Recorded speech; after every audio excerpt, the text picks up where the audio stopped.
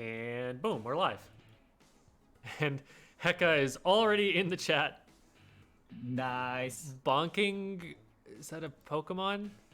Oh, that's a Totodile, yeah. Yeah. Bonking a Totodile with a hammer. Very good. Alrighty then. I'm sure it deserved it. Probably. Probably. Those silly Totodiles, always getting up to mischief. Okay. I am going to make a League Teams lobby. And I will DM the typical password. Also, everybody enjoy Bab's cat.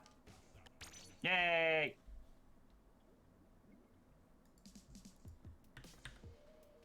Hey, Heka. Hey, Debbie. Hey, Jamie.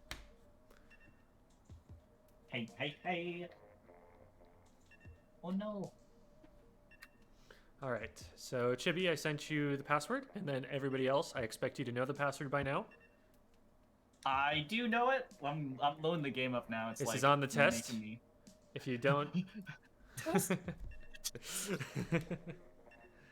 All right, I will get off of Ttek because you know that's what you play. Alternatively, I can also play Forge Pro for bubbles or something. Okay. Might be good to have the range because neither Avery nor Simon play back. Well, okay, I say that and then Simon shows up with an E-liter, but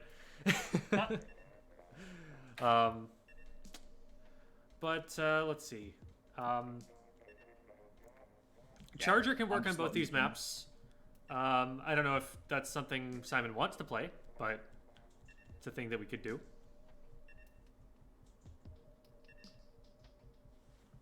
Simon, are you muted? I am, yeah. People use the fire fin and clamplets, yeah? I'm not crazy. Yeah, definitely. That is a thing for sure. Good. I will go K52.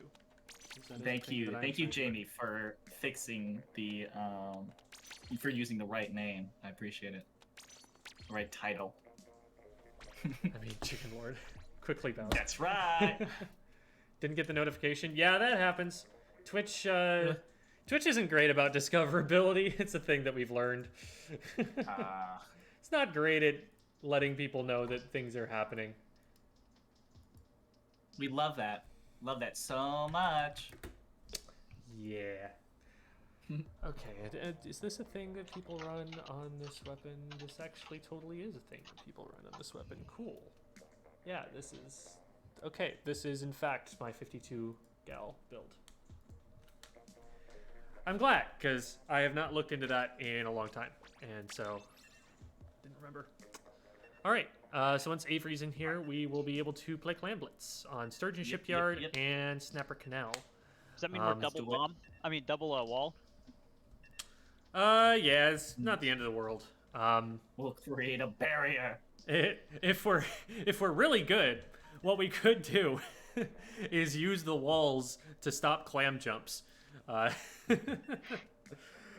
So even with a single one, if you put it right on the spot that they're about to land, they will bounce backwards and it will mess up their aim for the throw. But I think what you can do is if you put two very close to each other, they'll kind of like bounce back and forth from wall to wall until they die.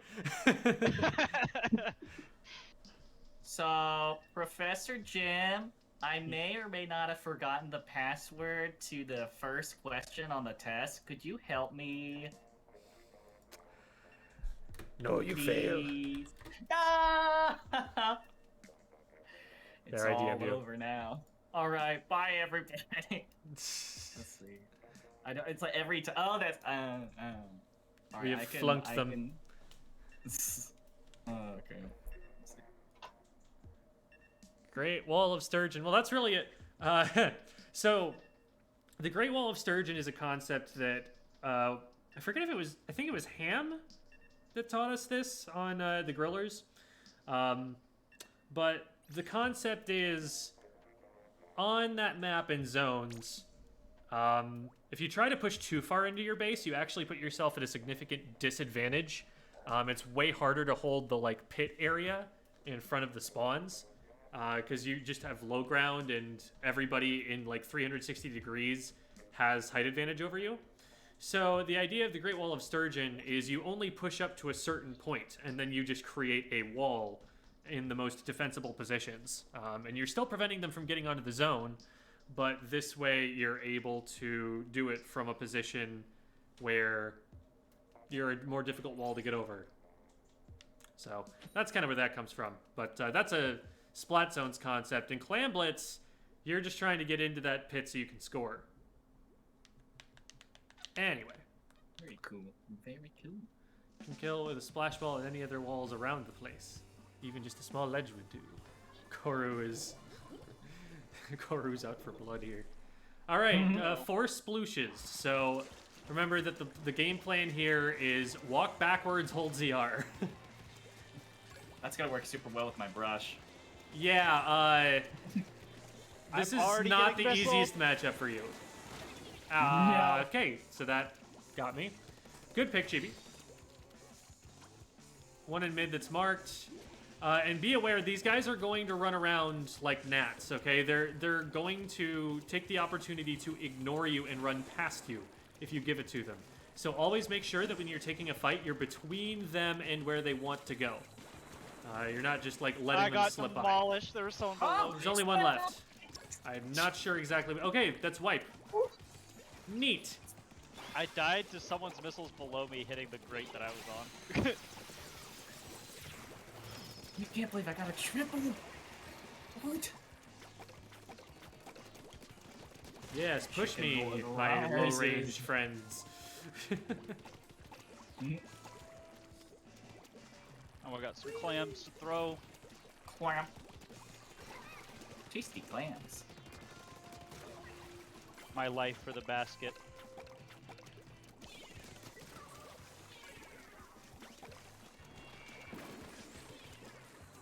Let's get some more clams in there.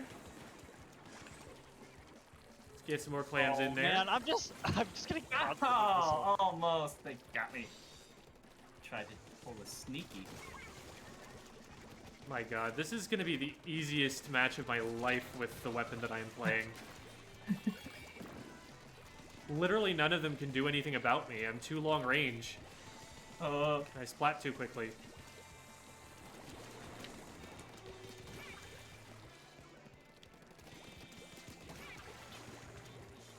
Ah! Oh. Oh. Oh. One in mid. Got him. I'm not getting many shots. Mostly because they are in their base Aw, permanently. I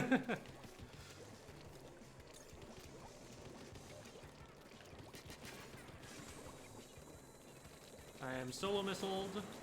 There's one pushing me off of their... Never mind. What? One got me their spinner. Oh. They dropped into mid. One of mid. They're coming left.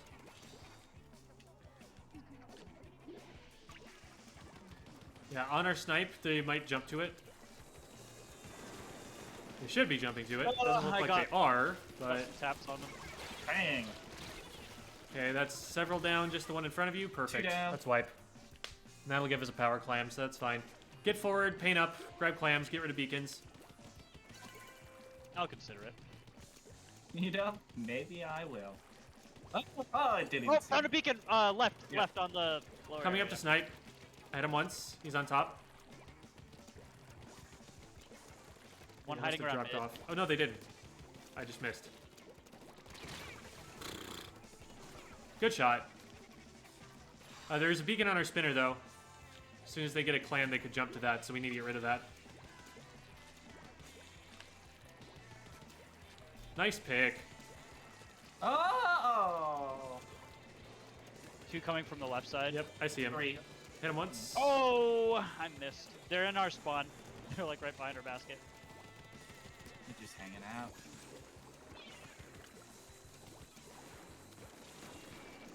Need to make more effective use of this wall.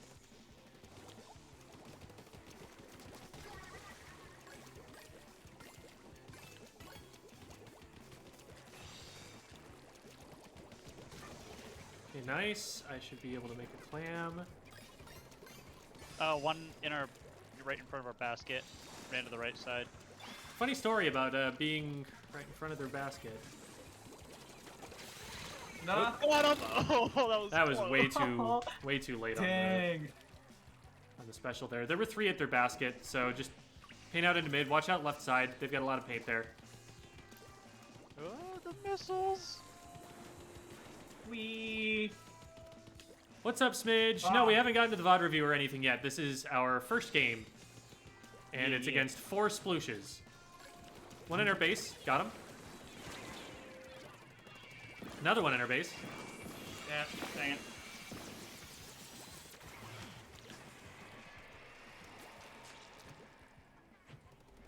I went for the defensive bomb rush because I cannot aim at that many people I flying like around the bubbles, like yeah. Yeah, nice. We just create a fortress around the power clams, and I'll we tell win the you game. what, I was not needed the majority of that game. Yeah, between a pro and a 52, the numbers speak for themselves there. Oh, Avery was actually popping off too. I probably could have What's pushed to happening? hold them in their base when you guys push. But, you know, you live and you learn. Hi there, Martin Geyer. Welcome to Hey. stream. Wah, says Jamie. Wah. Wah, wah. Yeah, I think it's like I practiced a little bit for like the first time outside of Squid School Sick. over the weekend. So I think that's probably helping a lot because I don't feel as rusty as I usually do. Nice. So, yeah. Octobrush is really good into that sploosh matchup because they have to get right up on top of you, and you have longer range than they do. So, Oh wow.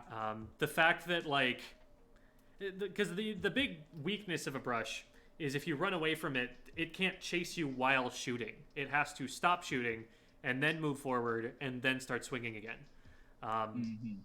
But with the sploosh, it's so short range that it cannot hit you unless it is in your range. So the fact that you can't move while you're shooting doesn't matter. You could literally just stand there and shoot in place. And if it weren't for the fact that you'd run out of ink, they could never approach you. Oh, dang. So Dang. that's a pretty solid counter to their strategy. There are a lot of very solid counters to their strategy, but that's one of them. Yeah.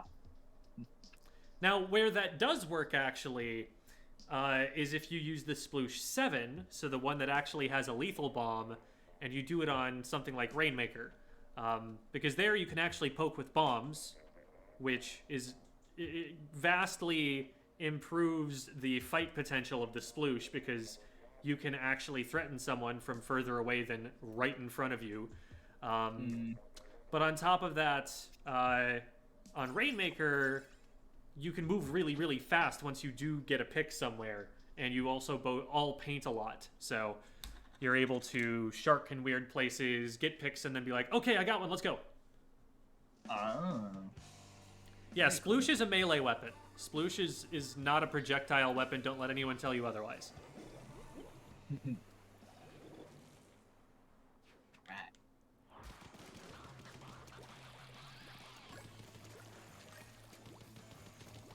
All right. At least a couple going into mid. There's one coming left that I'm going to watch. Yeah, it's the dualies on the left here. I arranged them, so I'm going to Got one. do this and walk slowly at them, but threateningly. Cool, got him. Yep. Nice, Avery. One. Just the sploosh, they have hammer. Be careful. If they pop up behind you, you are going to be scared. We're getting into the basket now. I'm going to booyah their basket to clear it out for you guys. I'm ink jetting. Got Got two with one. it. Get some more clams in if you can. We're running out of time. Oh, I couldn't get it in time. They ended up So showing up close. behind us. All right, just back up into mid, or do that. That works. I got one. I got Careful, because the another, basket's not open yet. Oh shit. There's a 10-second cooldown between opening the basket. It's like I got the clam. I'm gonna go. Who needs to think when you can just move?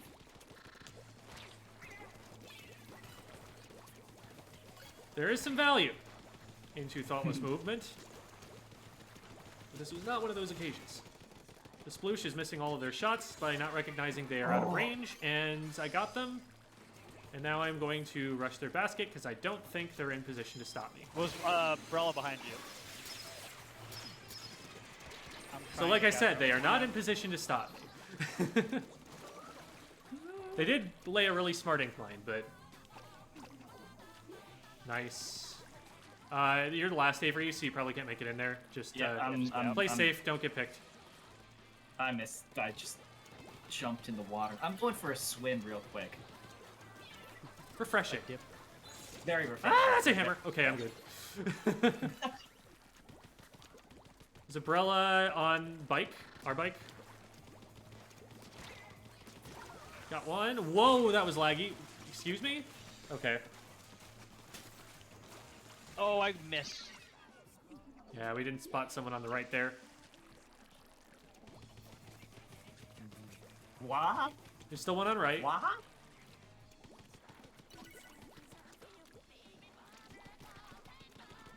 I have backup. Two on right. One rushing me, got him. Yep. Another one on top. It is the blaster. I got him.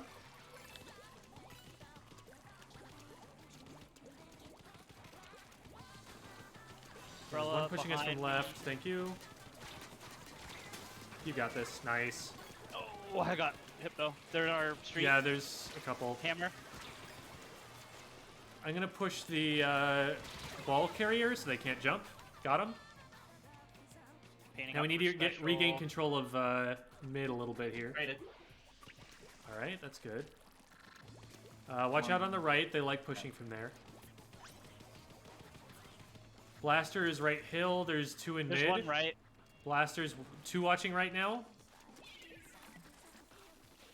Oh, one fell in the water. Oh. Traded with the dualies. They're on right. There's one more on right. They're on the rail. Chibi behind. Okay, no, they're right there. Oh. No. I'm coming to try and help Save Chibi. you. They're getting pushed. Good jump out. I think I get them though. Oh no. Not- They're out of ink. Nice. Oh, wow. I shouldn't have done that. Traded. Dooley's still on right. Watch the rail. They're going on the rail. Yep. Dang it. Got one. All right. So paint up around it. We need to create a perimeter of our ink so that they can't get into it. Yeah. I'm down to the blaster. We need more forward pressure. I'm trying to kind of push us further in, but when we get advantage, we're not painting in. Okay. There you go, like the bomb rush. Good Umbrella. pick. One on the hill. They ain't jetted. Hitting. One from the right with the power clamp. Got it. Got the ink jet. I'm gonna flank through mid. They got on the rail. Good pick. One on me and Ray Hill. It's the blaster.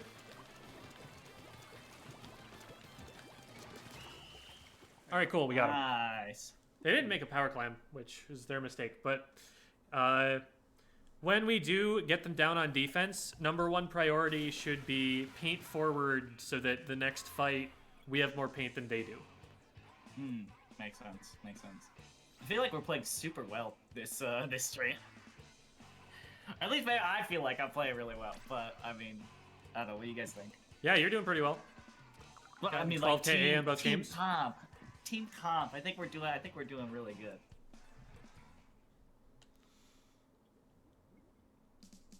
Yeah. All right. Next A button. round. I'm gonna switch to some special saver. I'm gonna get a drink of water. I'll be right back. Sounds good. Ba-doop-ba-doop-ba-doop-boop-boop.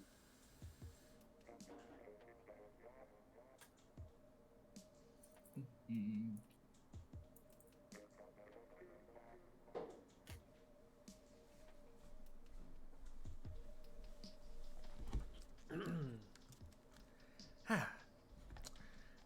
Feeling Chibi, are you refreshed? Oh, sorry. Yes, I am. Chibi, are you familiar with the callouts on these maps? Yeah, I actually checked the map mode so that way I could refresh them. I Cool. can't use them, but I can at least listen to them. Awesome. I paused for a second because I thought I was about to burp, but then I didn't. And you didn't. Glug, glug, glug. Glug, glug. Glug. Alright. So these guys are S plus minimum, probably X rank, at least a couple of them. Watch out on left side. Oh, there's one underneath. It's the brush. Oh, I wow. tunneled. You got me. The Yeah. octobrush got too close to me there. They're coming in from right. Play safe. Ah! Brush trying to come in with the baller. They popped it.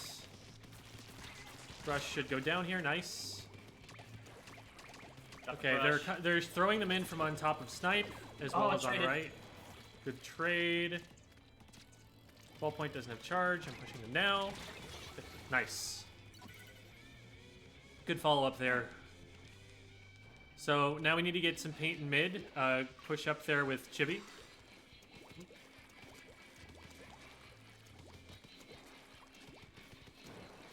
I didn't see what got Chibi. Someone on the left. There's the brush. I dropped on them. Bad aim. Y'all are seeing this though, right? Okay, good. One from left. Watch snipe, watch snipe if they come over the top. Oh wait, I don't think the spinner's up. No, they're ink jetting. Dang. Who's that coming through? This is rough. This is. I probably shouldn't be playing Charger against S-rank Dang. players. Wow. That was a lot quicker of a match.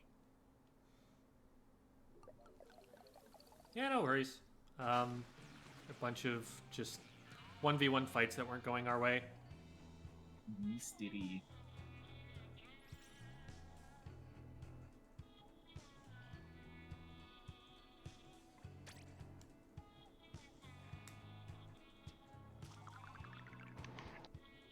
Simon, if I don't know if I guess I didn't hear fully, but if you mentioned swapping off of Charger or something, I'm not the best, but I can play Charger decently. You don't necessarily need a charger. You could continue playing what you wanted, and Synchrony could adapt. And we could just go backlineless. I actually wouldn't mind going for frontline Yeah, go if for I it. swap the Ttek.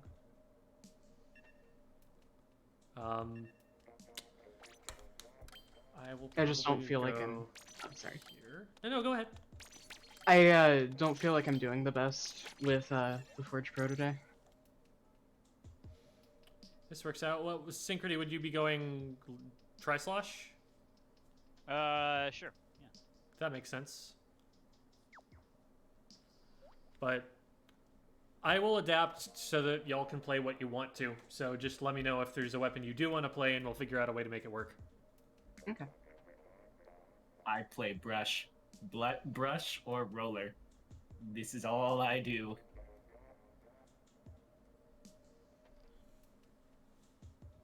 So we should have time for Synchrony to get the gear on, and then we're ready to go. Cool.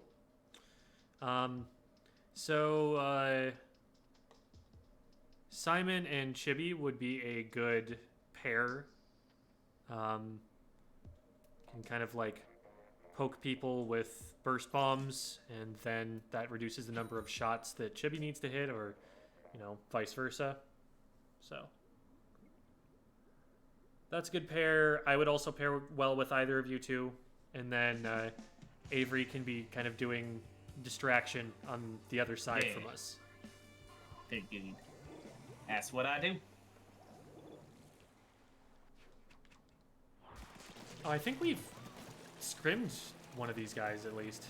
I didn't see what the names of the rest of them were, but the player named Loser asked for a scrim at one point, and I think we played them. Got one. Ooh, what was that brush? Hydra on the left. Don't push it. Trying to keep you safe here, but I need to back away. We're getting bollard. I'm backing up away from the Hydra. Yeah, sync these out from that. I'm gonna get up and get height advantage. It looks like they're trying to push in left. Ah, dang, that brush is very fast.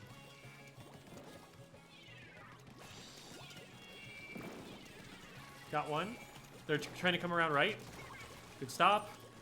One on top, one on top. They dropped They off have a somewhere. disconnect. Kagella's okay. out of the picture. They jumped somewhere. Might have been back, but I'm not seeing anything weird on the map. Just kind of push up a little bit. Brush was sharking right. They're underneath, and there's someone behind us. Got the brush. I traded with it. Hydra got out. They're bubbling in. Got one.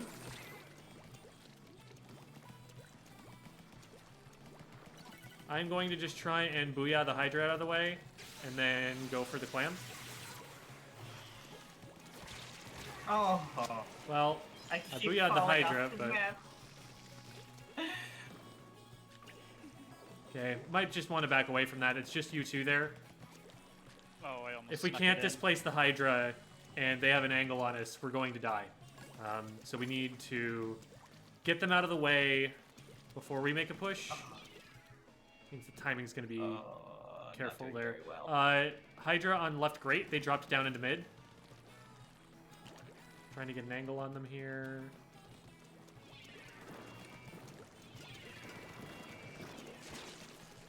Several on right. Watch out for Hydra. We'll have charge in a second. Got one. Hydra on left. Go in on right.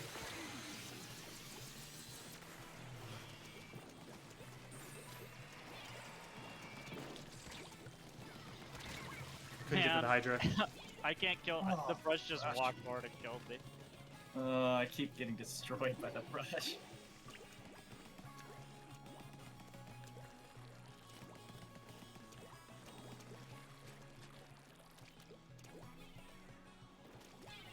Bombing the Hydra. There's one sharking on right. They're probably going to try and come right here. I stopped them, but careful, Avery. Yeah, have I'm range trying on to. Yeah, no. Yeah. Oh. Yeah, if you're going to commit, you need to be in range, and you need to not commit for super long. Yeah, I tried getting out. They're coming in from right and left. Bombs in front. Oh. Paint when we can. Nice. That's wipe.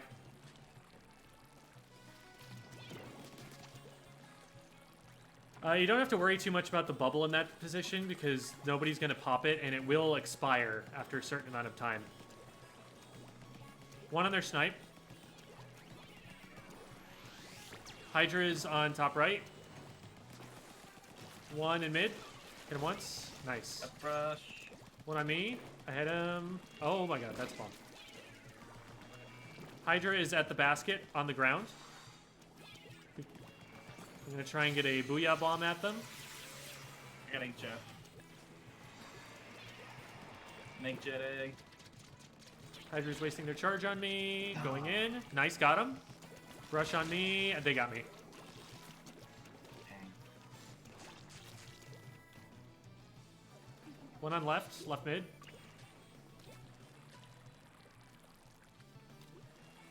Be careful about inkjetting with the power clam. Because at that point, Yeah, sorry, I they didn't know mean- where your landing is going to be. I also didn't mean to give you the power climb there. I'm sorry. All good. All good. I'm probably the best person to carry it. Okay. I wasn't really. I was a little late on the inkjet. I was trying to help put on pressure. Rush weak.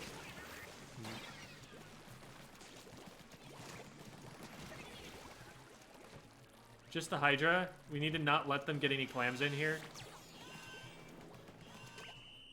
That's... yeah. Oh. Dang. Well, GG's.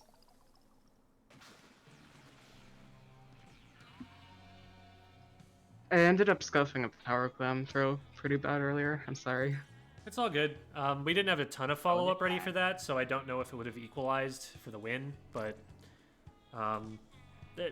it comes with time. It is something you can also practice if you just go into recon mode. You can like get a little bit more consistent with it. That's something that'd be worth doing for sure. I actually haven't played Clams for 2 years about, because I ended up falling out of the game for about a year and a half and didn't play ranked for like 6 months before that. And since I've come back, I haven't played Clams. Not even once. Wow. Dang. It's not really fun in solo queue. It's a lot better with a team. Clams is Makes always sense. my least favorite game mode. If you don't mind, could I swap back to Forge Pro? Because I noticed I wasn't confident enough in actually moving forward, so I'm not gonna function very well as a front lane. So you're asking me to Do play it. Ttek? I don't know. I mean, if you want to. I'm Guess- sorry. I guess I'll have to. It's the only It's my option. favorite weapon. Let's do it. Mine too.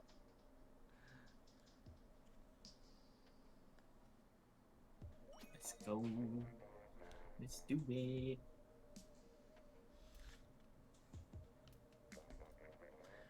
By the way, folks, if my phone ends up going off, there is a possibility that I will take the call, regardless of where we're at on stream. There's a medical insurance thing that I'm working out right now so that I don't end up having to pay another $750. Oh. It's a lot of dumb that I'm having to sift through very slowly. And I'm expecting a call for that sometime in the next 24 hours. So if that were to happen, that would be why. Ah.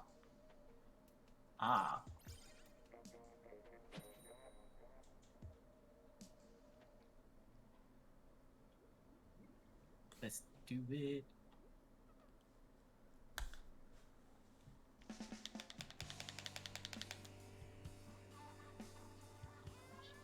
All right. They're all extremely short range. All of them, except for maybe the arrow spray, will absolutely destroy you if they can get in range, but they don't. You don't have to let them. Just paint in front of them so that they cannot approach, and you should be okay. One behind you, Avery. Got two. Nicely Oh, done. we got all three. Last one is on. Okay. Last one is an arrow spray, and that's all I need to say. I have I got 8. throwing bomb. I have two. Oh, they're chasing Got me. a few. That's probably a mistake. Well, it should have been a mistake, but unfortunately, I Got missed one. all my shots. There we go, got him. In mid, got him.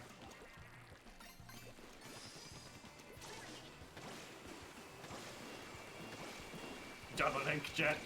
Man, these curling bombs, I can never see them. One of them DC'd. Two, actually. Alrighty then. Oh. That's why this is going so quickly. Nope.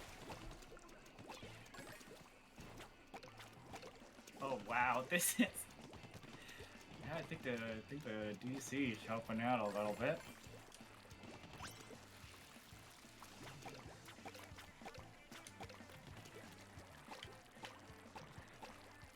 We need one more.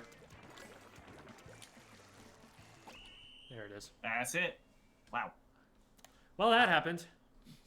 Yeah, that double DC It was a triple by helped the out end. a little. Oh, Really? The 3 people DC'd? Yeah. That's a pity. I wanted to beat up on the arrow spray more. I ain't even get a single kill. I didn't die. I think I two, died so. once. Hmm. I got sharked by a dual or a dapple. Shit.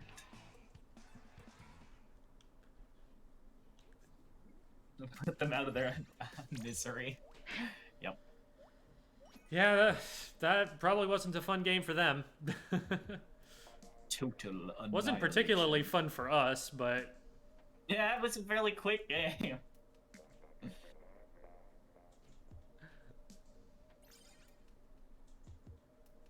quesadilla. Oh. Love it. Oh, Chicken What Nug kind of is wet an X-rank Clash Blaster main. She streams under the tag Becca, but spelled like BKEHA. She is very good Clash player, which is a weird thing to say or to find in the wild. Looks like they're playing Orange Zap though. This might be a viewer PB. Can someone confirm if she's streaming?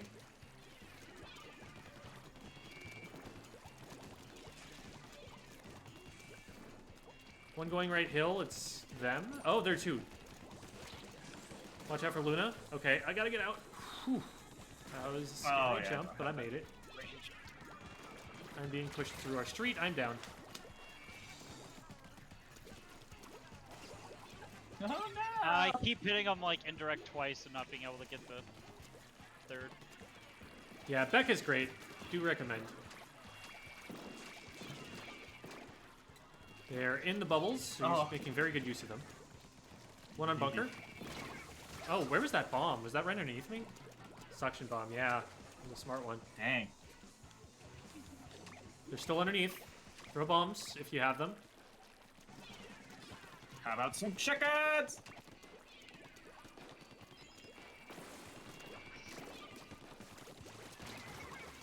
Got one. Might go down to the other. Yes, will. Need help at basket. Oh no. Alright.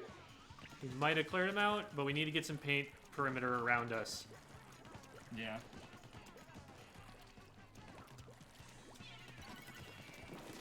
Ah, they directed me.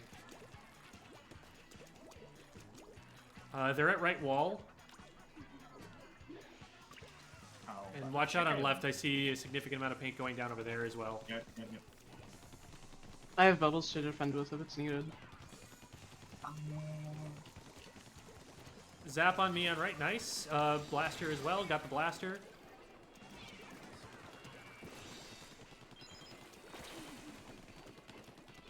Trying to paint up a bit in mid. One in mid, one in me, got him.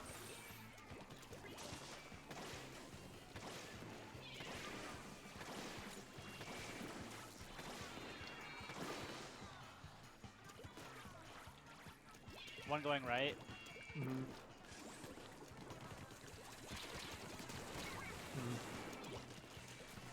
Luna Blaster, their streets. Don't push into mid, don't push into mid. Back up, back up, back up.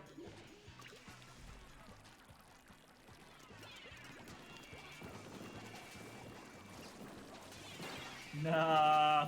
Oh, what was that purple? It came straight at me. Got one, but they're jumping a power clam in, and unless we bomb that, they win, yeah. I tried to with the torpedo, but Yeah, you don't have lethal damage with it, so it's the best you got. Dang.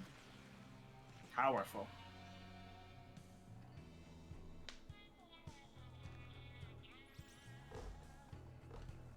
I'll drop through their stream and say GG.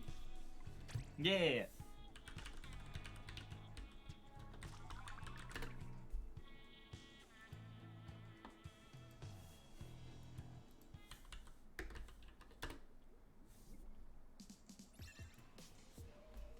Right. Now, are you okay? Regularly? Let's I play do with it. sports. Next Maybe. round. Now go. Bomb rushes? They said GG back. Yay! All right, last one, and then we'll hop into the VOD review from there. Very cool. Stretch.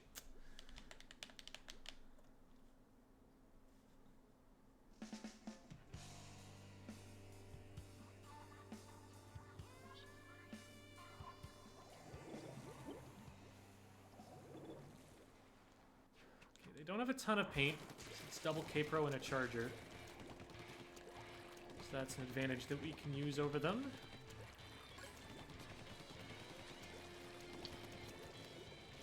One sharking on the right, I think. Oh no, that's Charger. Got one in the center. Ooh. Oh! Pushing like an idiot. Barely made it through. But I did. I'm on their snipe. They're trying to dislodge me. They've succeeded in dislodging me. Got one underneath, one underneath. Good shots.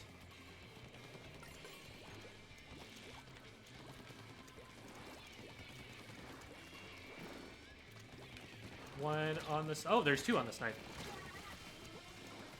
That was strange. I don't know where they came from, but Got one. somebody else on stream saw it. Might have an opportunity to move in. Be careful though. I shouldn't have done that. I was just like, let's move forward. That's a good plan, right? Just go.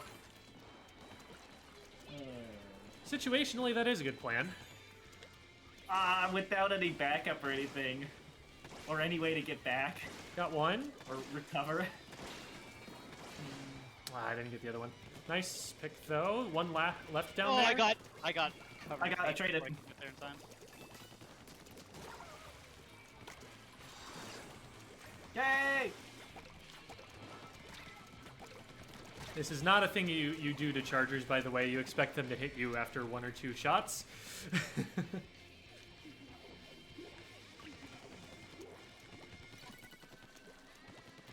One pushing This is left. a do what I say, not as I do moment. I got some plans. Chargers watching me on right. I'm dead. In our basket, under a basket.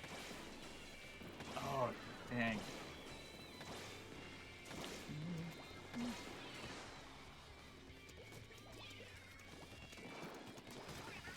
Got charger. One on our grates. Oh, I That's- just walked in those booyahs. Nah. Chibi, your nah. last. Be careful. Be okay with losing lead. We'll come back and try and help. Stay alive. All right. I'm gonna start moving back in. We got one. I couldn't kill them fast enough. I got They two. outranged. Nice. That's white. Thank you.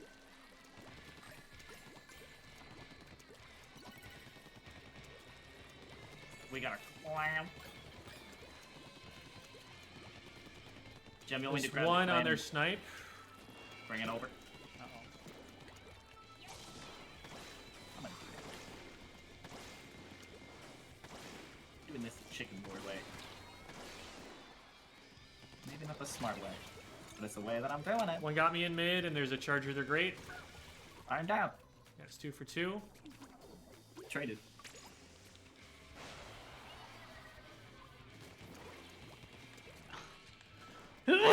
Excuse me. Okay. Oh. They have mid control. They're coming in Two. on left. Yeah.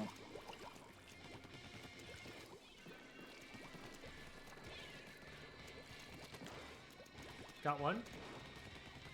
Charger mid. Rushing charger. They see me. Backing up. 2 on our spinner. 1 on my jump. Oh, one on the left. Nice. Are they Got still in 2. there? Okay, nice. No idea. One got me left. Coming left court. They're on our grate.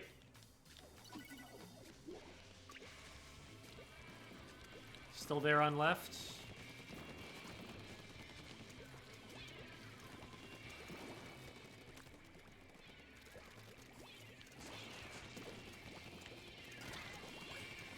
Oh, I can't get away. Ink. I traded. One on One our on grate. left.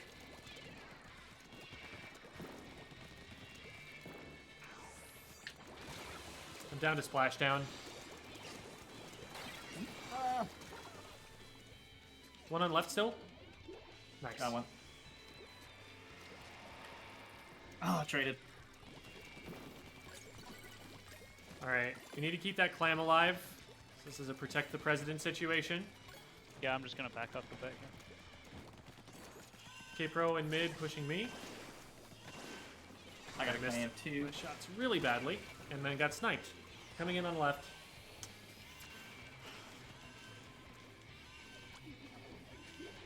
one near mid. We need to be pushing forward. We don't have time to make it to their basket unless we just hold forward. Yeah. I just needed someone in front of me to go with me. Oh. Honestly, like, try "Oh, for no." it, even if there isn't paid, if it's a suicide mission. Like, we only have so much time, so at a certain point you gotta just go for it and hope for a miracle. But, yeah, we weren't in a great position at that point. Big splashdown, yes, indeed. It was a really good one because they did it from height, and so the only weapon we have on our comp that could possibly hit it is the charger, and they have to aim like straight up. So really hard for us to hit, really hard for us to do anything about there. All right, it is VOD review time. Yeah. So I am going to quickly open up the YouTube video that I was sent. Apparently I didn't leave it up. There it is.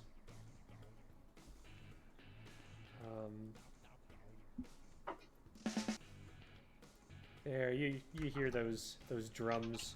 You know what those drums mean. Those drums mean it's Splatoon time. Time has come. All right.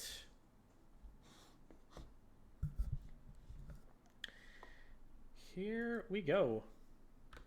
Let's pull the chat up right there.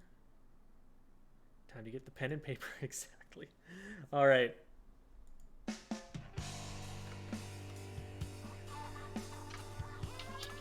So, Chibi is playing the Ttek, you can see on the left there. And, so first of all, lots of map checking, which is conditionally good.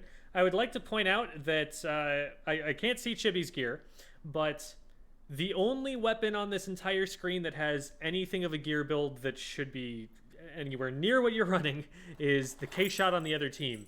Everybody else's gear is perplexing, to say the least.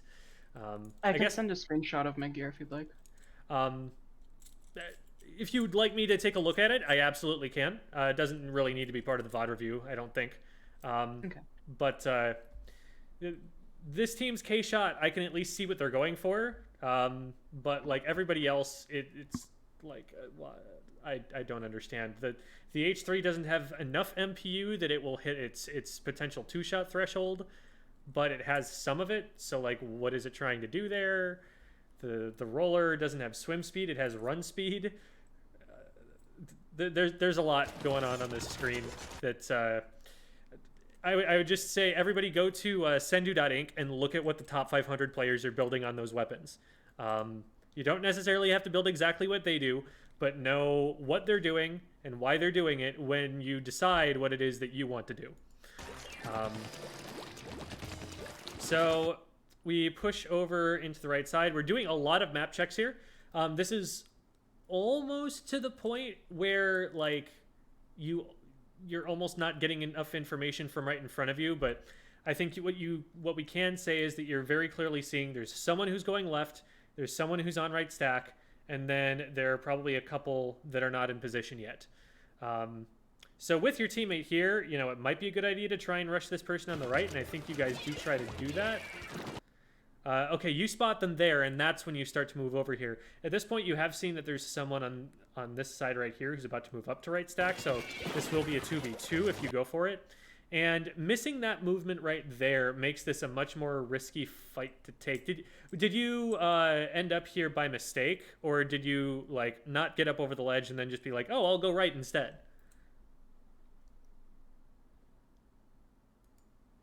Hello, Chibi?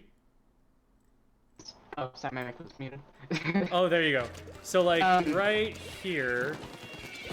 I missed the jump, and then because I was aware of the teammate going ahead on the right there, and so I kind of wanted to help support them. Okay. I don't think it was necessarily the right thing, especially because of how far they were pushing forward. So you changed your mind about going up over the ledge and decided to go to the right of it instead? Yeah. Okay. I have a really bad habit of taking low ground that I need to fix. Gotcha. I would say that to support this player, you're going to have better angles from high ground, because like from down here, it's really difficult to hit like the fall off shots you need to hit someone who's on the other side. And like, what if someone's shooting at them from below the stack on the left? Then there's absolutely no chance that you hit them from over here. Whereas if you're up on top, you could shoot down at them or drop a bomb over the ledge or something. So you can provide this person more help by going up onto the stacks. From here, I'm looking right at this ink trail, because remember, this is really early on in the match, right? So Yeah. if there's an ink trail here, chances are there's someone right at the edge of it. So you almost fall into the trap of getting into the range of the arrow spray and giving it the one opportunity it ever gets. It does actually paint your feet, which is super scary. At this point, they could have rushed it and actually been in a favorable position, but they opted not to. So you get out of there, but you probably shouldn't have, even if it is an arrow spray. I think they can still win that if they kind of just move a little bit and get up to you. Yeah. And so your teammate ends up going down on top stack. Now, they were rushing, very, very aggressively. So something for them to learn is that, hey, if I'm up here and I've double rolled forward, my teammates are too far away to help me. That's something that they would take away from that. But so they've gone down. Que sera, sera. You know that there's someone on the right side because you just pushed at them. So I like that you're backing up in this direction. I would like to see you turning and facing this way as you retreat a little bit. Paint your feet a little bit, but then as you're swimming through that, maybe turn the camera back so that you can see what's going on over there. Because this guy gets into this position and they're already in range to hit you by the time you see them. Now, this is really confusing. They're in H3, so they should want to just stay there in mid. They see that there are two people up here. They have to have spotted the movement. I don't know why they push as close to you as they do. There's literally no reason in H3 on the other team should ever be right here unless the objective is way in front of them. This is they have no angles to hit anything. They're easy to drop on. They're at low ground. This is the worst possible position they could be in. So very easy, good, clean pick for you. They also don't have a bomb they could drop at their feet to keep them safe. This is bad.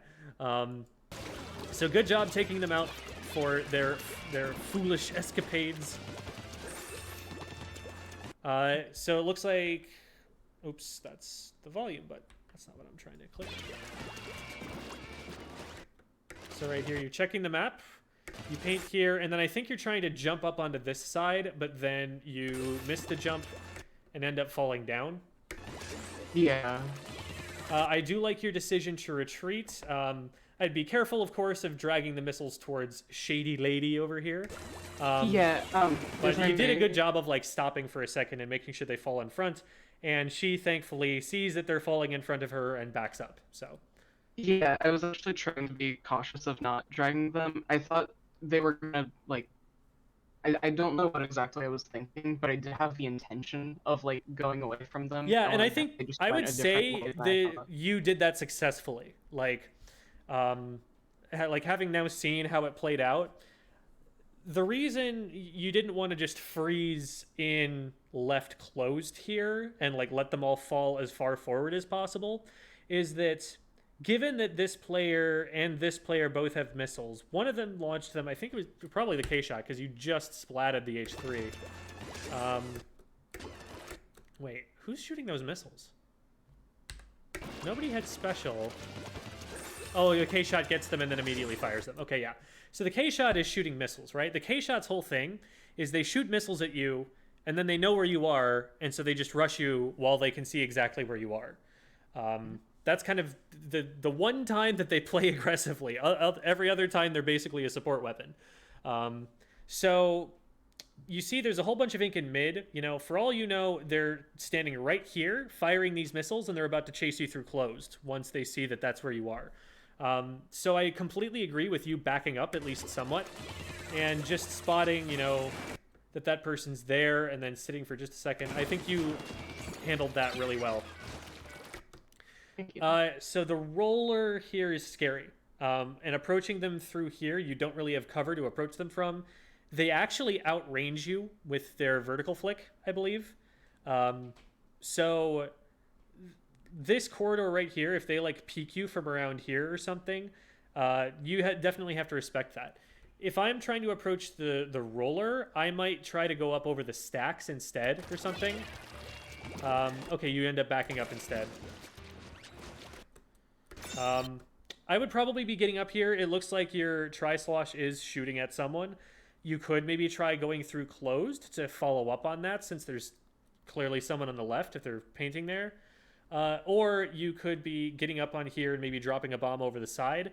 But like staying back here is kind of just surrendering space that you don't have to surrender.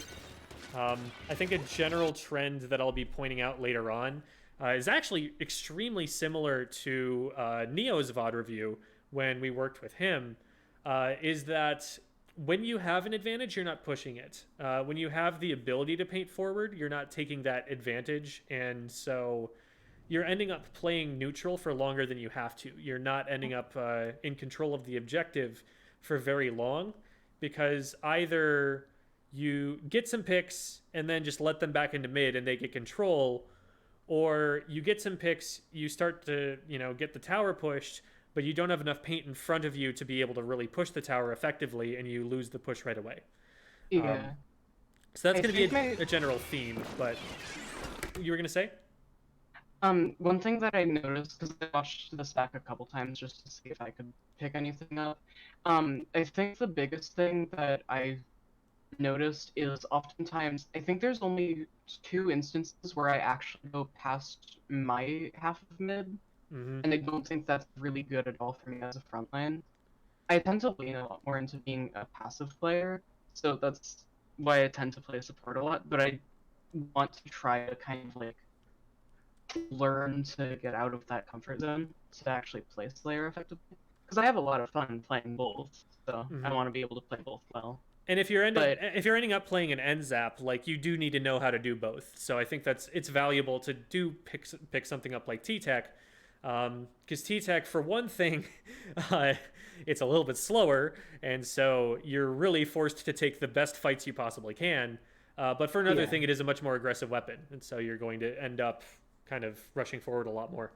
So yeah, I totally understand that, and I like that you're kind of experimenting and trying to force yourself to learn things, and using ranked to do that. That's a good mindset to have. So I'm going to repeat the main takeaway that I had for Neo for you here, which is, when you have advantage, you don't have to rush at the enemy team. You should instead contest the enemy paint. There are very few times where you get up to the front of your ink and actually paint over enemy ink. The whole time you're trying to like sit back behind the battle lines and paint up splotches of the enemy paints that are already on your side, that are already space you control. But when you do have an advantage, you don't, again, have to like just hold forward like your Dapples did at the beginning of the match. But you do have to start taking some more space back. Once you control more space than the other team, then the fights will be easier, even if you're playing cautiously, even if you're looking out for the other team. At that point, they will be backed up into their base, and you can play aggressively just by sitting in space you already control and chucking bombs. That'll also set you up to put you in good positions to inkjet. If at any point in this game, and I don't think there is any point in this game where this happens, you got into the enemy street here, this is one of my favorite places to inkjet from. You could also get up in front of right stacks, but that's a little bit more dangerous, and you probably only want to be going for that anyway once you're past first checkpoint. But being able to get up here and inkjet while the tower is pushing through first checkpoint, even if that's a complete suicide mission, you're at least getting a couple of ticks on the tower because someone had to look up and focus you instead of focusing on the tower. So even if it's a complete, waste of a special, you're still gaining some extra time from inkjetting from there because they have to deal with you first. Another way to think about it is think about the zone around the tower. When you have control, your job is to secure a perimeter in front of the tower where it has to push. So any place that they could shoot at the tower from, that is where you need to be kind of putting paint down and controlling. Once it gets to first checkpoint, for example, they're going to be trying to shoot at you from over here. And that's why an inkjet in this position is so powerful. It forces them away from this really good position that they can defend the tower from. The concept I talk about in the A rank video about, I don't know if you've seen the YouTube videos before. Yeah, I watched the entire series. Cool. It's nice how I just have that for reference. I can just be like, hey, so this whole 6-minute lecture, this is what I'm talking about and I can say that in 10 seconds. That's really fun. Anyway, so spacing, you want to control the zone in front of the tower, and you want to, whenever you have an advantage, you want to extend your zone of control into their territory, especially as it pertains to the area around the tower. Might I ask, is the screen share just on the Discord call possible? I am trying to. Oh my! I literally always forget that step of it, and I've been watching on the stream, but mine keeps buffering, so it's falling behind a little bit. Yeah, totally. That is 100% my bad. Now you should be able to see that. Okay, thank you. I'm just reading through chat here. K-Shot is support. Yes. The consensus in the meta right now is that K-Shot is a very aggressive support weapon. So it can absolutely shark and go for picks, and you see, Shaq from FT Win doing that a lot. But its primary mode is paint a lot, get missiles, and then push in with the missiles. It is an aggressive weapon for the 5 seconds that its missiles are doing anything on the map. And once that is all done, it's back to basically being a paint support because it just has so many losing matchups. It loses to the K52, which is huge right now. It loses to K-Pro. It loses to a brush that gets too close to it. It's really, really hard for the K-Shot to just initiate a fight on its own and win it. It really needs to be opportunistic about when it takes a fight. Its bomb is too slow to get it an advantage in the fight. It's not like a burst bomb or a rolled splat bomb that you can use that will have an immediate impact in that fight. It really needs to wait for a setup to go for a pick. So that's why people consider it like that. The splatter shots in general, the main weapon leans more towards Slayer, especially since there are better painting options and it only needs 3 shots to get a pick. But that's kind of how the K-Shot has been played recently. And another big thing about the K-Shot is that people will run LDE on it and do suction bomb spam. Suction bomb spam really, really powerful for preventing people from playing the objective, which the meta right now is a lot about sitting back and stalling and staying alive. If you can do that as a weapon, then you're one of the strongest weapons. K52 is amazing at doing that because it has a wall and it has a booyah bomb and it has pretty long range, so it's hard to push into. So that's kind of what's played right now. CDS can do its jump tech and kite you back, so that's kind of the idea. You're trying not to really hold forward and go into fights, and since we're in that kind of a meta, that's how the K-Shot is played at the moment. Hopefully that clears things up.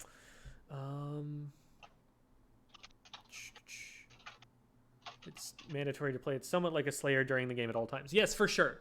The K-Shot is more aggressive than an NZAP. An NZAP can just play for armor if it needs to. The K-Shot, though, when it pops its missiles, it needs to go in with its missiles to get value out of the missiles. So that's one key difference between the two. All right. So, like right now, there's one down, and I believe, let me check back for a second. Yeah, so you've got a teammate here with you. One of them goes down. Now is a time to pop a special and rush. Okay, none of your teammates actually have a special to use at the moment, but like what you could do is push up behind this block, pop an inkjet from here, and if you see a target or something, you go for it. That's maybe a low percentage play, just because for one thing, it's a very exposed jump. They could just be hiding on the wall and then pop up and get you. But like something to signal to your teammates, let's go, it's time to push, because you have a 4v3 you could fight if you go in on this right now. You also have missiles that are being popped on your team that have just fallen. Like when that player goes down, that should be a little bit of a go button. Maybe you just start painting into their turf. Maybe start poking with bombs or something, but like stop hiding once you have that advantage and see if you can go forward and get something started. Unfortunately, this is not the kind of thing you wanted to get started, because now you have to fall into enemy ink. It is just an aerospray here, so using your range, you might be able to get this. They end up just running away because your teammate was pressuring them. I think you possibly could have won that. They possibly could have won that because you missed shots. It ends up being a wash. Yeah, I did end up actually hitting 2 shots on them, so I was trying to just get the final one to pick them off. Right. Unfortunately, your team starts pushing mid in the meantime, and so since you're distracted over here, you're not able to really help them too much, and you're forced to kind of back up. I think you just saw someone either in mid or starting to get up on the left stacks, so backing up definitely the play at that point. Basically, in summary, you never committed to a fight until you got forced into one. Instead, what you want to be doing is painting enough that you can create good fights for yourself once you do have those advantages. Sharking too long just gives them paint control. Sharking for a few seconds might get you a pick, and that's worth it. But if you're sharking for a really long time and not going out and like playing paint support for a minute or two, then you're just kind of giving up ground. Like doing nothing is actually a net deficit to you. Yeah, it's a bad habit I have, is like shark for too long. This is probably the last place that I want them to know that I am. You don't have great angles in a lot of different directions. You don't have any paint here. There's someone on your left and someone on your right. I would probably... It's rough because you definitely want to be stopping the first checkpoint from happening, but based on where you and your teammate are, it's probably better for you to try and 2v1 the player on the left and then move over from there once it's safe, once you're not getting flanked by a roller. Because now you get forced all the way back and you have no impact on mid whatsoever from here. Yeah. This is a beautiful inkjet. I like everything about this, as long as you knew that that player was there on the tower. Like, even if you're just guessing they're on one side or another, still phenomenal. You're using the inkjet from a safe place. You're using the inkjet in a place that you're able to get height above your opponents. You're using the inkjet when you know where somebody is so that you can just get a direct immediately as soon as you launch up. Picture perfect inkjet initiation right here. Every inkjet in Happy Ttek land looks exactly like this one. Thank you. A little unfortunate that you didn't quite get the direct there. Probably could have saved the teammate, but you end up finishing it off anyway. So, it's, you're still at a net benefit for this, and you've got your crosshairs directly on someone, so that's a good shot as well. At that point, from that range, they can literally dodge the shot on reaction. So I don't blame you at all for it missing there. Like, yeah, you could lead the shot if you read their mind and knew exactly what direction they were going to go, when they could have gone in any of the 360 degrees. Like, you're probably not going to hit that shot, but you do force them out of position. So still very solid inkjet all around. So now it is still 1-1, unfortunately, because there was the trade on the right. I guess one of them is spawning back in, because, yeah, you directed someone off the tower, and now they're just spawning. So right now, I would want to be rushing the tower. Especially, you've got a Tri-Slosher here with you. They're going to be really good at clearing people off the tower. Like, get them off. Don't let them get this checkpoint. They're going to have a jump in. Okay, good. Somebody else bombs that, I think. Yeah.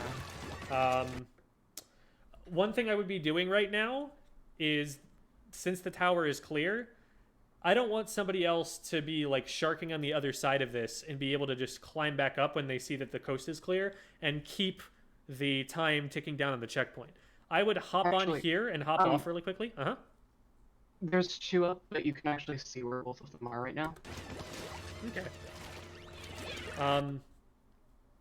I'd still probably do that because, you know, who knows if this roller isn't just going to suddenly pop a curling bomb forward, kill everyone, and be able to get back on. Gotcha. It's better to just kind of have it going back into mid, be slowly moving away from the dangerous place. Yeah. Because even if nothing else changes in the game state right now, you're still at the advantage, and getting it to move back into mid faster means you can start a push faster. Gotcha. Incidentally, with 2 down and with all 4 up now, push into mid.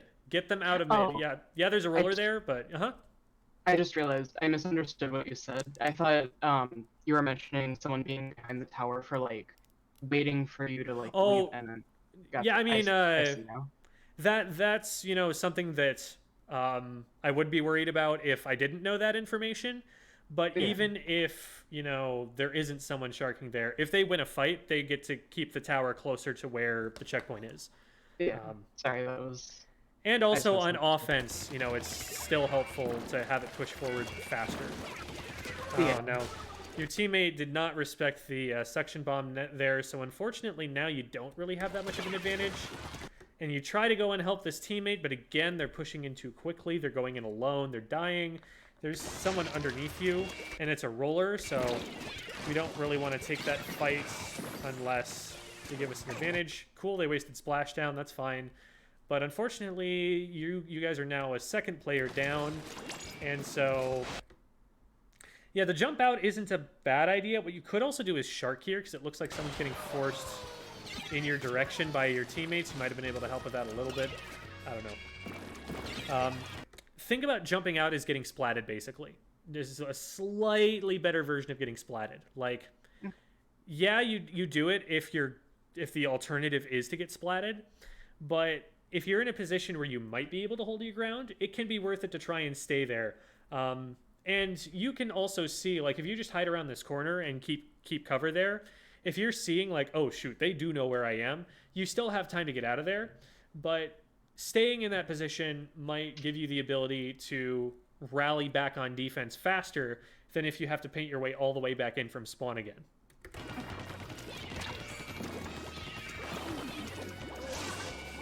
Also, behind this ledge is actually not a bad place to start an inkjet from, because you get to get up to this high ground. It's shielded from view unless they get all the way around.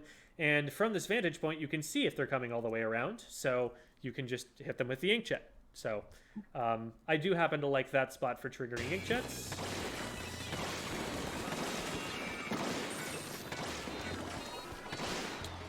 Yeah, and the timing and spacing is just the tiniest bit off on the tower here. Like, I can tell you're aiming at the tower and you're aiming in the right places, and you're just not leading your shots quite enough. I was actually I lead my shots a decent bit. I thought they were gonna go a different way than they actually did. So, like, that shot right there, you should always be aiming to at least be hitting somewhere on the top of the tower if you're trying to get this person off. So, like, there, like, the shot followed too far behind. Maybe you are trying to hit the person in mid, but the person on tower is the person I'd be aiming at first. Reason being, you know exactly where they are because the tower is moving. So there's definitely somebody there. And if they want to keep the tower moving, they have nowhere to dodge. They have to go either, like, completely the opposite side of the pillar or get off the tower, and that's the only option they have. So you paint one side of the tower, your Tri-Slosh hits the other side of the tower, easy pick every time, unless they see the inkjet and run away. Yeah. No, that right there I got was really lucky. I was definitely aiming at the tower. But, like, aim is, you know, something you're always working on. It's something you're always getting better at. I would definitely recommend when you're doing like aim warm-ups at the beginning of a play session, work on inkjet as well, and like leading your shots on the moving practice dummies. I've found that to be very helpful for hitting shots. And the difference between hitting that shot and not hitting that shot ends up being 4 points that they score, which may not be a huge deal or may literally be game deciding. You never know. Yeah. Here's another situation where you're putting yourself on low ground against the roller there. I definitely wouldn't want to be turning my back to that. It could be rushing me for all I know. Not a bad bomb, but unfortunately they do get your teammates, so now you have to surrender some more space. What's up? I think one thing I've realized is when I'm backing away and don't turn the camera, I tend to open the map to watch for ink spots on the map to at least see if they're coming towards me. It's definitely much better to actually turn, but I think I've realized I'm doing that. Mm-hmm. And that's not necessarily a bad idea either. It's just the difference between having the map open and watching yourself is that if you have the map open, you see the paint when it hits the ground. And so that often doesn't give you as much time to react to it. Whereas if you have your map closed, you're looking at it while the ink is coming out of the gun or while the player is moving into position to fire. Yeah. Woo! They didn't see you. But they painted your feet. That's rough. So yeah, this is a fight you absolutely have to take. The only other alternative is to be backing up here into, you know, the other player's missiles potentially. You don't want to be in this position, but at this point you're in this fight whether you like it or not. Now, with that splashdown, you see. So from here, I think you're too far away to actually be hitting it. Yeah, there are a couple of shots there that probably would have hit if you were close enough to it. So you have to commit to either being close enough to hit your shots or far enough away to not take this residual damage, because now they can hit you from a really long range vertical flick and take you out in one shot. Yeah. I definitely think that people underrate the utility of just swimming away from the splashdown, of just avoiding it. Ever since I learned how to splashdown cancel, I've gotten like way too greedy, and I try to do them in situations where I shouldn't. I definitely need to like lean back on that. I think that's if you're doing that because you want to learn to shoot them down better, I respect it. Like, go on, basically give up your life for the sake of learning the aim. I totally respect that, and that's something that I actually do. I will focus on shooting down the splashdown in situations where I think there's a possibility of doing it, even if I'm potentially sacrificing my life for it. But also recognize you can just swim away. It works for B rank players. It can work for you too. Ooh, wow, I'm surprised that third shot didn't hit. It almost sounded like it hit, but yeah, you almost get the trade. But yeah, that was a bad position. You should probably expect to die in that fight anyway. So it's more a matter of having the map. So like this guy right here, get close enough to throw a bomb at him. Like you can literally just drop down, chuck a splat bomb. You probably have a chance of landing the bomb on that spot and getting the pick. But you want to be moving forward to be able to get that. You know you've got team support on the left. You know that there's someone who's at least looking in this direction. Maybe dropping down wasn't the play because there's a roller over there, but like you want some kind of aggression going forward. You want to be exerting some pressure because they're exerting a pressure on you. You need to push back somehow. You need to commit at some point and find a fight to actually take. Like right now, you have hesitated for the past 5 minutes. In that time, a teammate has gone in, taken a fight, and died. Did I say 5 minutes? I meant 5 seconds.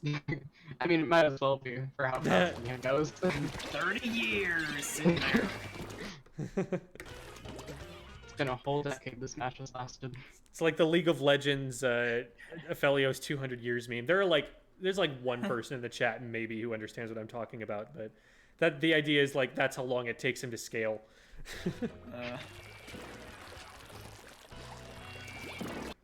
And you end up swimming all the way back around, and like, yeah, that's safe, but again, you're gaining no new map control. So in the time that you took to swim back here, they've actually gained more green paint on your side, even though you guys right now have a numbers advantage.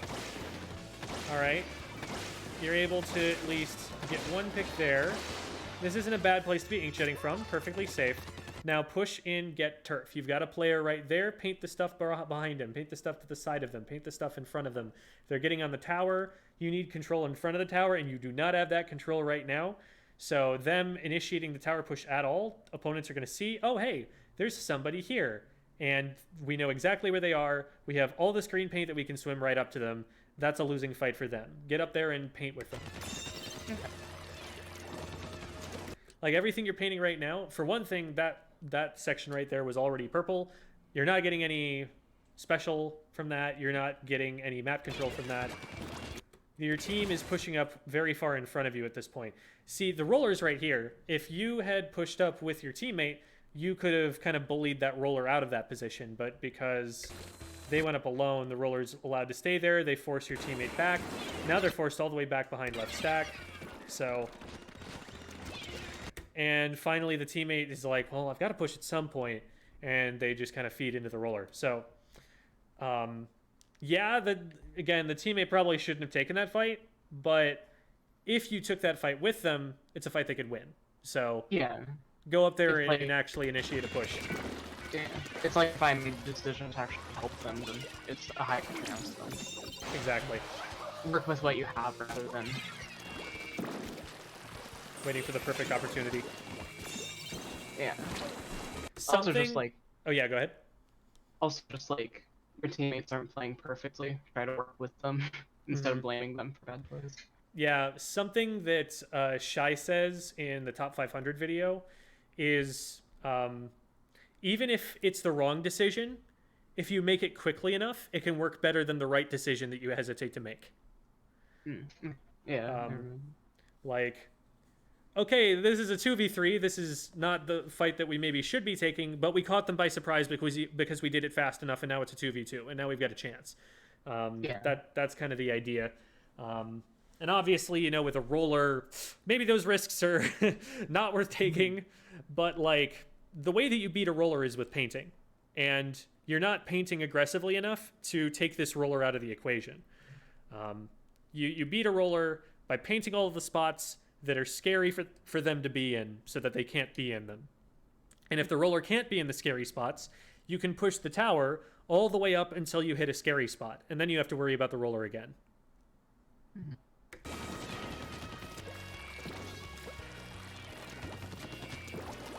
So like right now, all of this paint you're swimming by on the left, you can take some time and play a little passively and paint over that, because for one thing, that'll give you special. For another, it'll stop giving this roller an avenue into the base.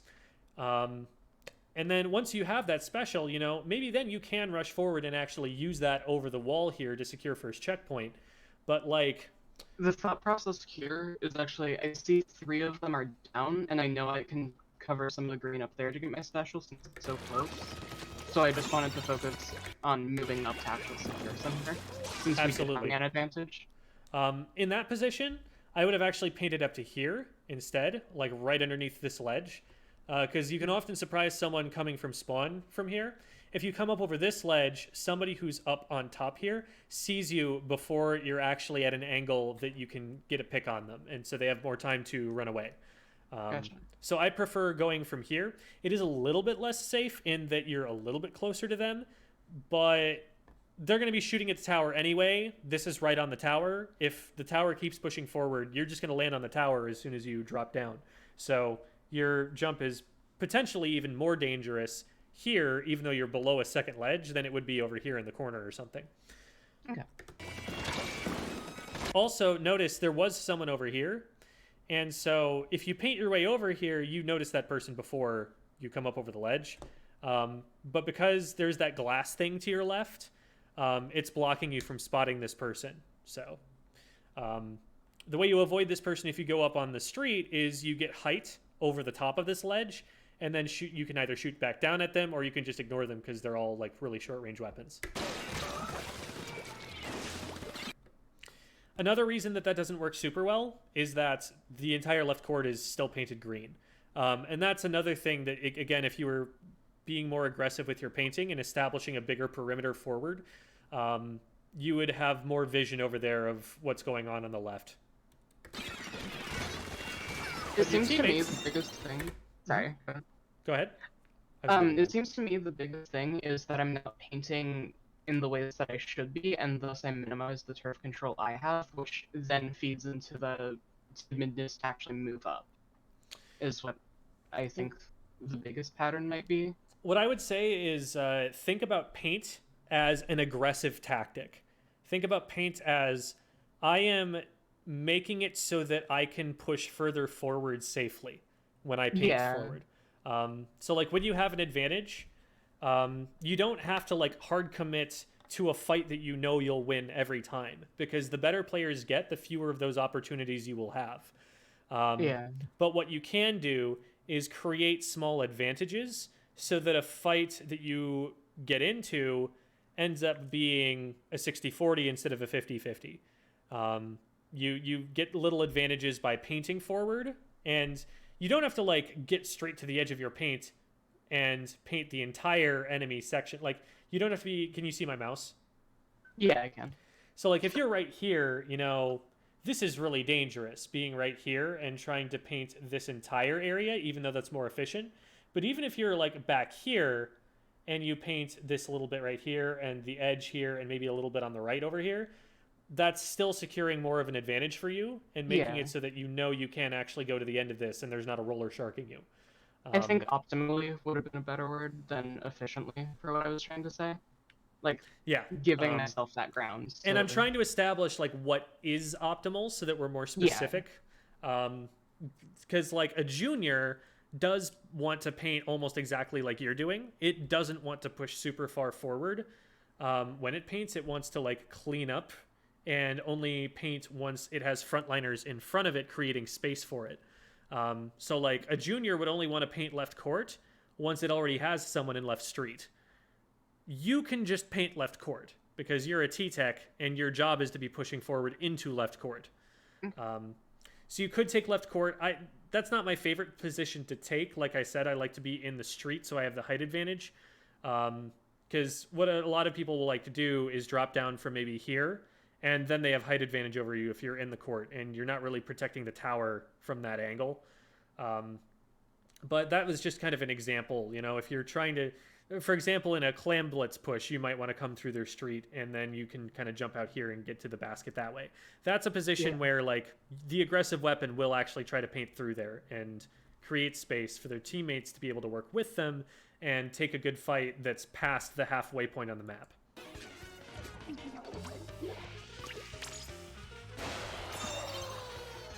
Okay, cool. You've got a 3-down situation. It's just this one player to deal with. You take them out. Your first, kind of like as a reflex, and this is, you know, a reflex that does get me into trouble sometimes, but as a reflex, if you get a pick, move up. If you get a pick, you have removed an amount of map control from the enemy team around that player. Therefore, under most circumstances, you can advance into the space they were once controlling and push forward from there. That's not a hard and fast rule, because who knows, you know, maybe they have a teammate somewhere. But right now, you know they don't have a teammate. You got to pick, move up. Somebody else is already on the tower. You don't have to worry about being on the tower. Get up in front of it. I know what I would have done in retrospect is, it might not have been the best to wait too long, but I think I would have wanted to, like, get on the tower to jump up onto the upper ledge there instead of staying below it for a better angle to stop the people trying to rush the tower to take it back. I half agree. On the one hand, that's a great aggressive position to be in, and if you can ever make that happen safely, that's fantastic. I think from here, you can put down enough pressure, at least, that the tower can get through safely. You know, a good tower rider who's able to duck behind the pillar and do the right things. if you're shooting and like bombing this person well, they can't have enough of an impact to dislodge this person from the tower. The other thing to worry about though is that you're past this first checkpoint now. You now have to start worrying about second checkpoint, and they're going to be grouping up there.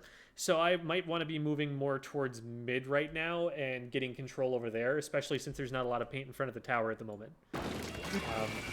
It's like in FLC's fundamentals. You know they know the tower is going to be there in 10 seconds, say. So you want to make sure you're in position to defend. Exactly. That's precisely the theory I'm talking about. Now, teammate goes down, so from here, they know where you are, so it's not the safest position to try and stay here. In fact, that's a curling bomb. That means the roller's nearby. Roller could just drop on you right now. Hey, look, there's the roller. Surprise! Sometimes I'm right about things, you know? So in this position, they know you're there. You might be able to back up and like bait them into dropping down at you or something. You know, at lower levels, that might be something that you're able to pull off. Like that's something that, but when I say lower levels, I mean like that's a trick I might be able to use in ranked. But like generally top 500 level or something, or on a coordinated team, they know you're there. You're in a 1v2. Your teammate is down. You still have 19 seconds, which doesn't seem like a lot, especially since the clock has turned yellow. But you definitely have time to get back to the tower in that time if you jump out or if you retreat all the way back. You might need to just kind of get back here. If that K-shot plays it well, they can probably force you out. Maybe you can paint your way out. Maybe you can create an escape route behind you before the K-shot can do anything about it, and you get into the closed here, and get back to your teammate. I don't know. But staying in street is definitely not the play at that point. Just too much enemy paint. They have height advantage over you. It's 1v2. Lots of things go wrong there. All right, so now you just have to hold forward, get the tower at all costs. I like that you're throwing a bomb at it first. I should have noticed the splashdown, and I probably should have hesitated for a second, because I saw my teammate was going there, so if I let them at least get the tower to be, you know, the icon be purple so we have it, if I instead reflexively back up to then let the residual heal, then maybe I could have killed the roller after this and given a better chance. Right. Hypothetical, but... That is a very good analysis of this situation. Something that comes up in the top 500 video is two players going for the objective at the same time. You can kind of just like big brain expect that your teammate is going to go on the tower, just like get a hard read on them. Like it's 5 seconds left. We need to be on the tower in those 5 seconds. They're probably going to try and get on the tower, right? Yeah. So you kind of drop into that, what are my teammates going to do mindset. You can probably anticipate they're going to jump on it. And that's probably because like you can't really react to them going for this. But you could probably think, okay, that's probably what they're about to do. It's the same situation that Brock points out when both players run at the Rainmaker to try and knock it out at the same time instead of one of them defending for the other. Same kind of situation here. Yeah. And I think to your credit, with more efficient movements, you could have made it behind the pillar and saved yourself from that. Yeah, so the other thing is I was thinking about, like, besides just having better positioning to not end up in that situation, the next best thing would be to get behind the pillar. And then, like, that's where I would have wanted to be aiming to land on the tower anyway, because there were opponents in mid, so it's cover from them. But yeah, and that's why I jumped on it, like, on the right side rather than the left, is so that way I did have some cover, but I just wasn't fast enough. Mm-hmm.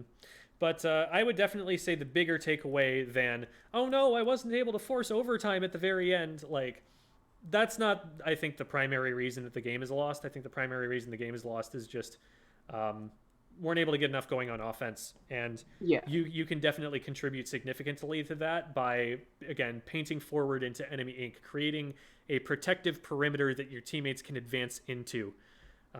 Your job as the frontliner is to make the midliner feel safe being more aggressive, to make, you know, your backliner feel like I can safely move into mid now. Because once those kinds of weapons get installed in mid, now you have control. Now you have pressure. But when the weapons aren't able to kind of set up in those positions, that's kind of on the front line to be able to install them. Gotcha. So we'll take a quick look at the... I like how you're checking the map reflexively during Yeah. this sequence. I had coffee, which I don't always, so I was a little jittery, but I also just have a bad habit of spamming the button too much. All right, not a bad number of specials. Inkjets are probably the one special more than any other that I can think of off the top of my head where, or splashdowns, I guess, because splashdowns are bad, but one of the few specials where I look at that and I'm like, I'm okay with you having fewer of those than the other team had of like missiles or something, because if you use an inkjet in the wrong place, in the wrong situation, you just get splatted, or you're not doing as much as you can to help your team. There are definitely times where you could use inkjet that you should opt not to use inkjet.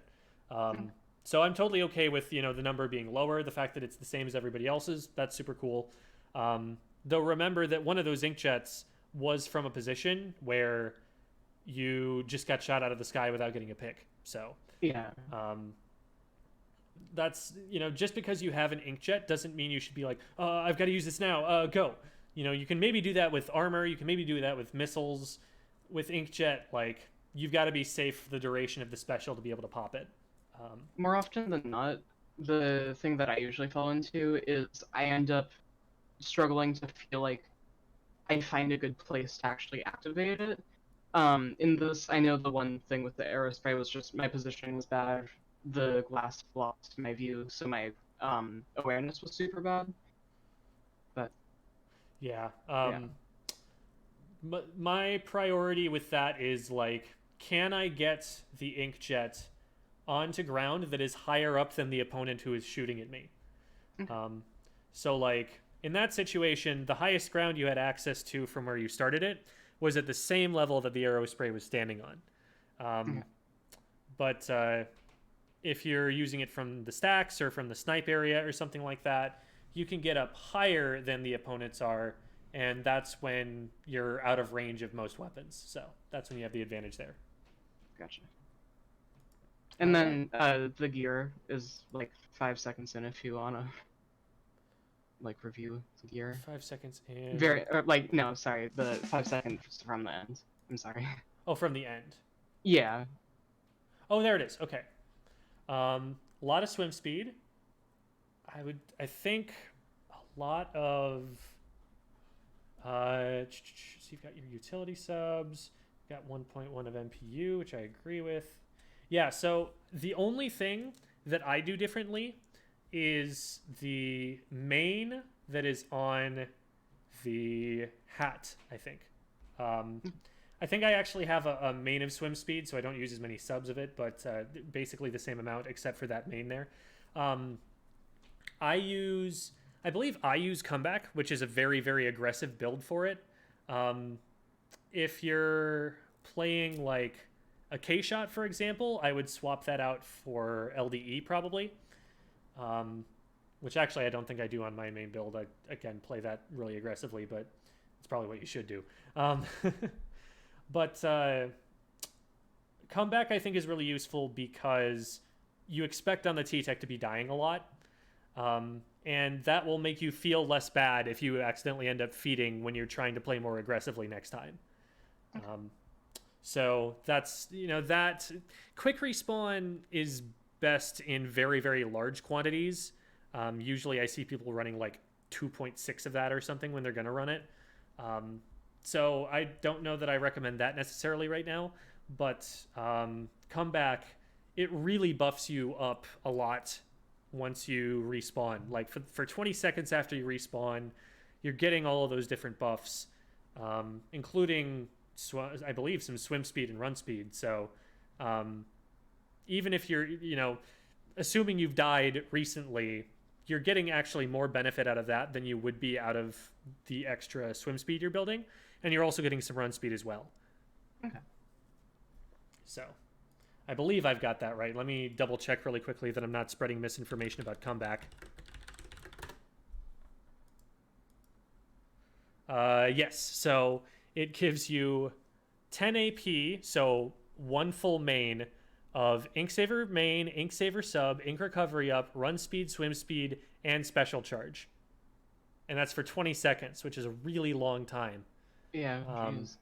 So that's going to give you higher value than just that one main of Swim Speed. Like, literally 5 more mains of gear as long as it's been 20 seconds since you got splatted. Yeah, comboing with stealth jump to help get into the action a bit safer seems like it'd be really good, because not only is that time taken like going from spawn to mid, then you got like 17 seconds right from spawn. Yeah, that's good analysis too. So yeah, them's my thoughts on that.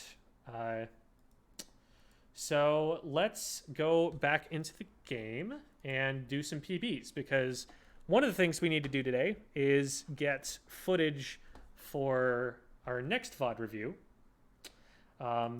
If you have any more questions, absolutely feel free to ask me, or you can DM me afterward. I just figure we've talked about the whole video, so unless there's anything else you'd like to know about, we'll move on to more Squid Game. I do have one question, if it's Alright. not like too large. I'm actually like at the point in the game where I keep bouncing between S+9 and X and splat zones. It's probably a pretty hefty topic, but if you had like one thing to say, or like a couple things, if it's not too long, then what would your recommendations be for more efficient practice? More efficient practice. I guess One to minimize the amount of time you're bouncing around. Yeah, if for sure. there is. One thing that I'll say before I talk about practice habits is that the issue that we were pointing out about you not painting aggressively and taking up, you know, a larger zone of control, that is literally the mechanic by which you win splat zones. You cannot paint the zone until you control the zone close enough to be able to paint it. Once you control the zone, that increases your zone of control so that you can push forward and take up the side of the zone that they want to paint from. And once you have the side of the zone that they want to paint from, you're locking them out. And the further into their base you go, the longer it takes them to get back to the zone, and the more points you're able to score. So I would definitely say that based on what I saw, not aggressing their paint control when you have the opportunity is really going to make it a lot more difficult to advance in that game mode. But as far as practice regimen goes, which is more of what you were asking, I think that ranked can be a good way to practice. It's not the best way to practice for a coordinated environment, because it has nothing to do with callouts or coordination, and also something that you notice when you start playing in coordinated teams is that flanks and sneaky plays you try to make work an awful lot less. You can be in positions in solo games where maybe the backliner saw you, but they can't do anything about you, and you get to pull the flank off, and the backliner is silently like, frontline, why? No, look, he's right there, I see him, you know, that doesn't happen in a coordinated team, because in a coordinated team, they just say, oh, hey, there's one right there. And the other guy's like, thanks. So there are some solo plays that you can get away with in solo that you can't in a coordinated environment. And that's something that you can kind of only learn by playing in a coordinated environment and seeing, you know, resetting your intuition about when it's safe. Otherwise, though, I think that ranked is a pretty good place to learn individual mechanics, to learn awareness, to learn what should be happening at what point in the game. And obviously you can't execute on that perfectly efficiently, but the higher up you go in ranked play, the more players will be doing the right things, and the more you'll actually get a good simulacrum of what competitive play is like. So I think it's definitely worth it up to at least like the 24 2500 level. It seemed like the top 500 players that I talked about in the top 500 videos seemed to stop around 2650 and not care as much about pushing it that far unless they wanted a new peak. So maybe there is kind of a point at which it's like, I'm not sure it's really worth it anymore.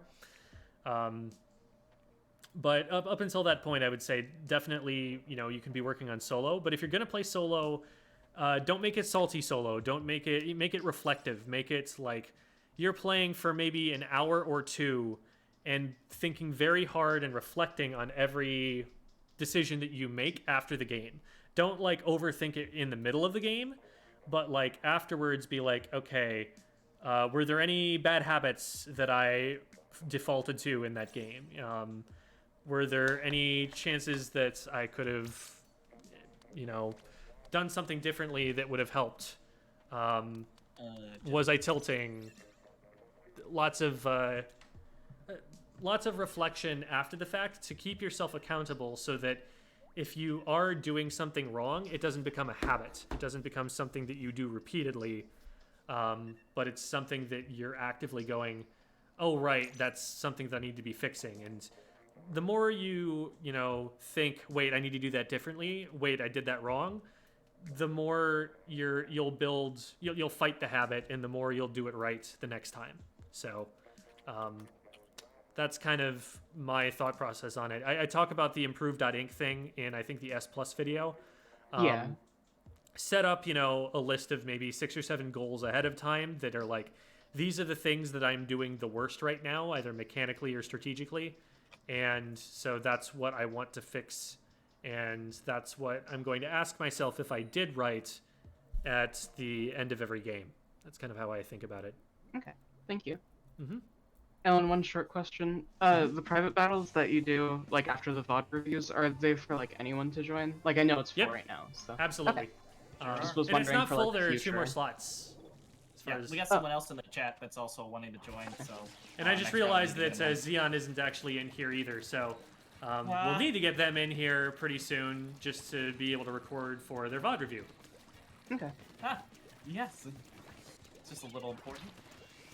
So, I think I'll probably Oh, maybe run private match or private battle next week or something. I'm getting kind of hungry, so I'm gonna go eat. Yeah, sure Okay. thing. But for sure. thank you very much. It was a lot of fun. Yeah, absolutely. I'm glad you had fun. Ha, I got a double direct. Let's go. Ah. Okay. Gotta paint the zone. There we go. Ah. We have painted the zone. We haven't painted it for very long, but we have painted the zone. We are currently painting with paint guns.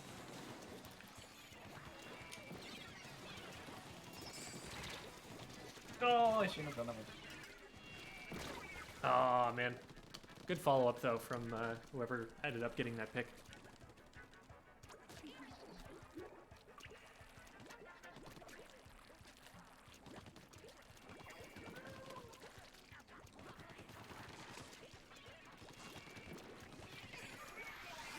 All right, here we go.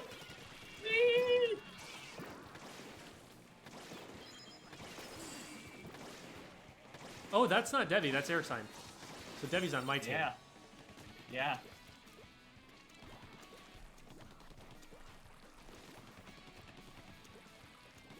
Dang, that was nice. Is Chibi still here? In No, the call? Chibi left. Okay.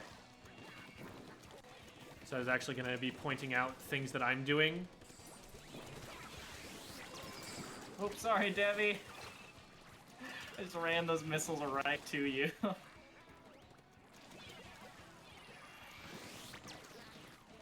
Enemy chicken.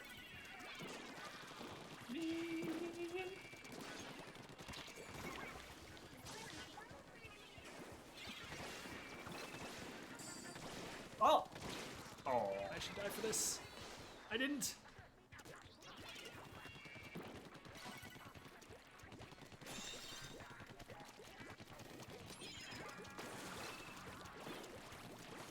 Enemy chicken.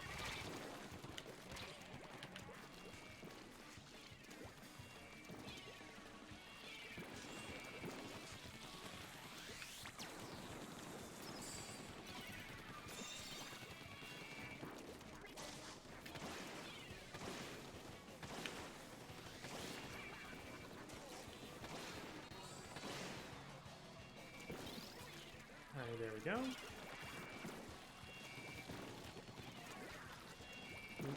Ah! Good.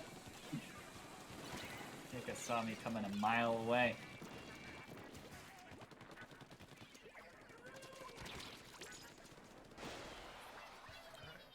Appreciate the backup, Devi, but I am not staying in that fight. Oh man, that's a spooky jump. They actually got one though. I don't know that I can really follow up with that one super effectively. Nope. Yeah, we're fine, we just pop this up. There we go.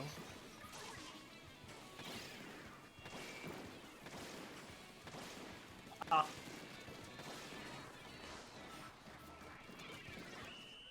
Yeah. Oh, Not enough painting power on the comp, I think.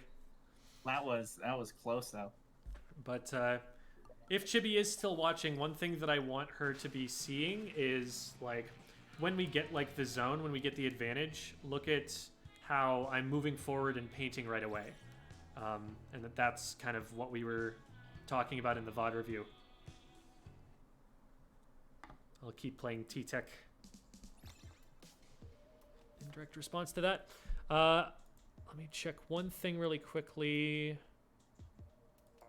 Okay, that's fine. And I'm gonna DM Xeon really quick.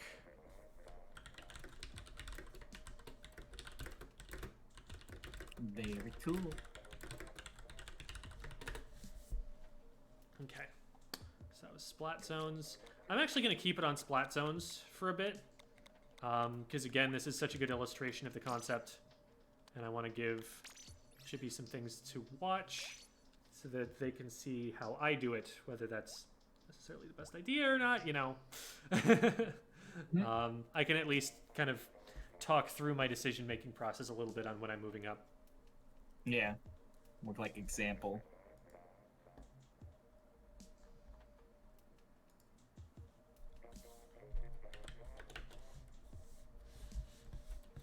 Missile the heck out of Debbie. No, don't do that.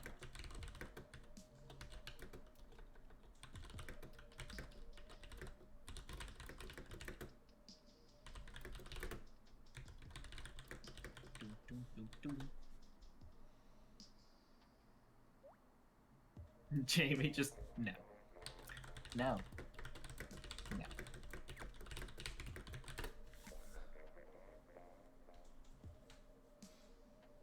Okay. Oh, right, friend request. Friend request. Oh, I have 2 of those.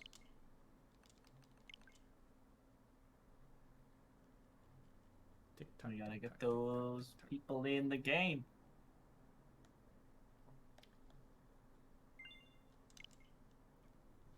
Oh, Violet. I played them in a scrim recently, and oh shoot, am I gonna be? I need to delete a friend to be able to make room for them. So unfortunately, everybody remind me to add those friends after this game. All right, okay. You I light maybe fiend, will. I reject your judgment, Koru. Wait, there's a dark theme? Oh my god. I didn't even know that there was a dark theme.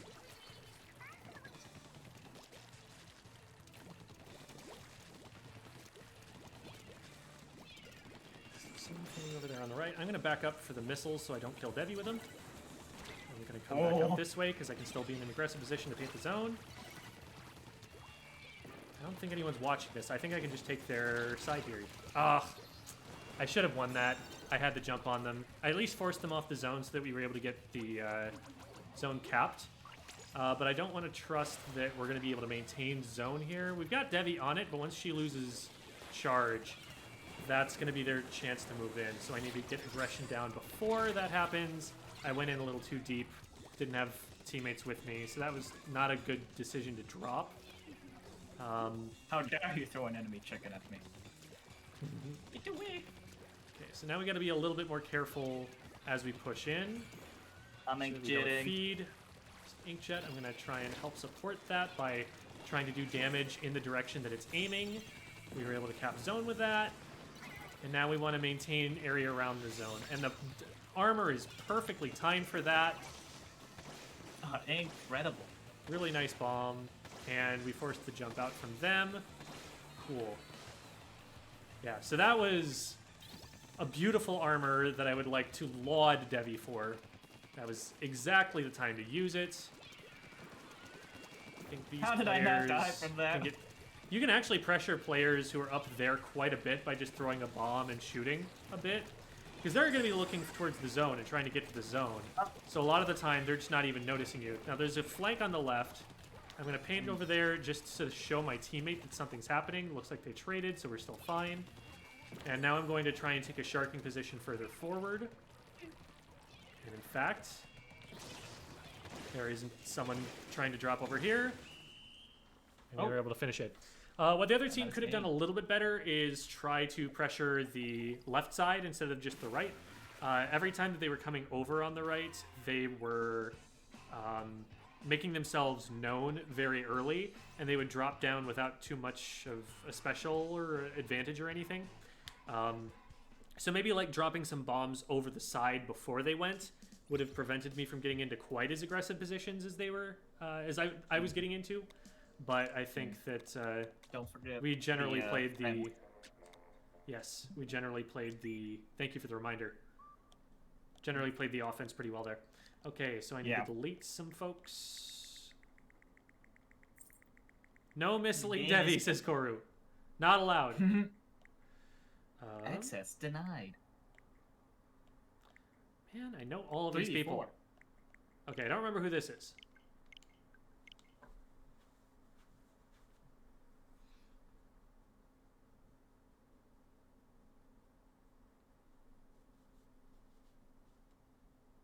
Wait, did we have 3v4 that round? Is that... Did I just totally miss that there was a DC because I was paying more attention to paying more attention to my commentary there? Yeah, all right. Well, I missed it too. I just can't see anything. It doesn't change an awful lot that in how I move forward, but obviously you want to be moving forward with more information than I was working with in that situation. J Dragon went AFK for the round. Gotcha.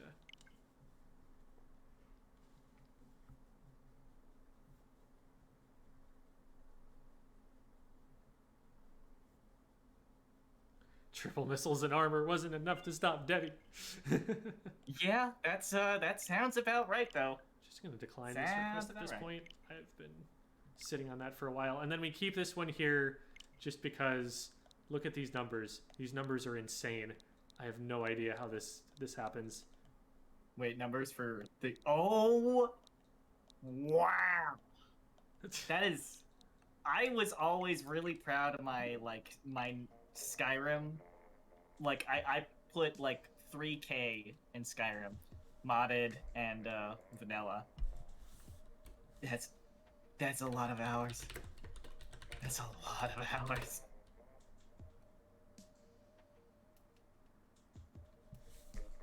$7,000 hours on oh, that is a lot of time.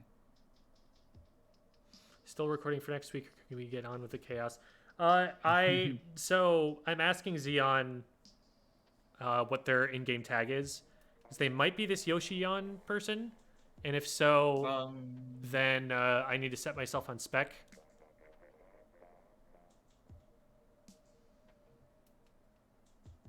Not responding at the moment, so yeah, there's someone from chat. Yoshion is okay. So may not be them, but well, we can also give it a minute or two if you want. I am going to keep playing, just again for more Ttek examples. Okay, never mind. That is not who Xeon is.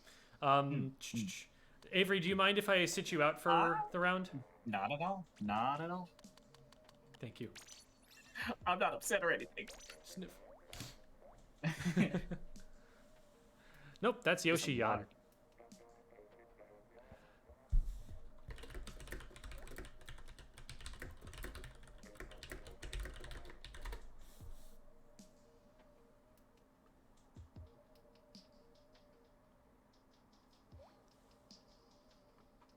Okay. So we're gonna have missiles, bubbles, double bubble. Now that Vion is going that. Armors. This is a very aggressive comp. We're able to push in using the bubbles. And the bubbles also paint the zones really well. So, depends, of course, on our players knowing the insta-pop combos to be able to make full use out of them. But bubbles are broken. There's an argument that they're a better special than armor, in my opinion, but I'm not really interested in making that argument because they do different things, and so it's apples to oranges, but...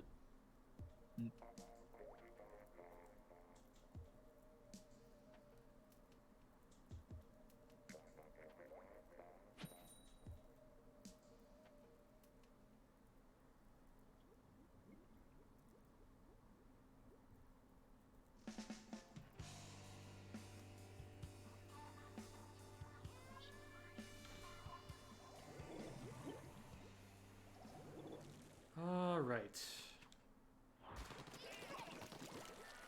Booyahs all around. So we're going to try and take control of our side zone early on. And now we have to contend for the other one. Make sure that Debbie is not able to get into a scary position. Ah, darn it. They were watching me go up. That's one risk of getting up that pillar there. If somebody else sees you, you're really easy to pick off the side of the wall. Walls in general are just not a safe place to be a lot of the time. Debbie did not have the charge to be able to save her teammate there. I can get right up in their faces, and I don't have to push this. I just have to be in the way. And see, my teammates have the ability to push up to help me, and I'm still being a nuisance without ever actually initiating a fight right here. Now I have to back off a little bit, but maybe I can terrorize Debbie a bit with this. Okay. And since my jump was safe, I was able to land and continue to make aggressive plays. Okay, so there. I am marked, so I don't want to do anything too aggressively while I'm marked. I also don't want to give away the direction I'm interested in moving in. So a lot of the time, I'll just sit still for a bit, or if it's a situation where I have to retreat, then it doesn't make a huge difference. I'll just retreat. I got caught. If I were able to swim a little bit further on the zone, I could have taken Debbie's angle of attack away from her. But unfortunately, my feet got painted, and from there I was easy pickings. So I'm feeding a little bit there, but teammates probably could have retreated a little bit sooner in response to that, but it's not the end of the world at all. They're gonna throw a whole bunch of bombs. This is a junior who's underneath me. They've just popped armor.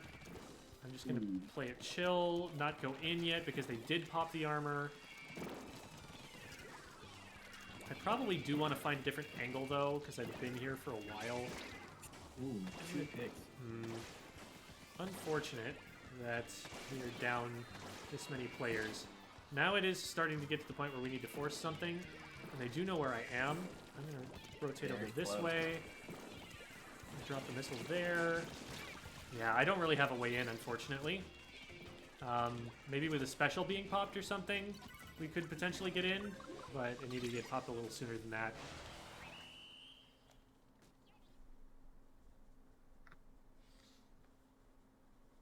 We kind of got bottled up in the right-hand side there, and because we staggered in after getting wiped the first time,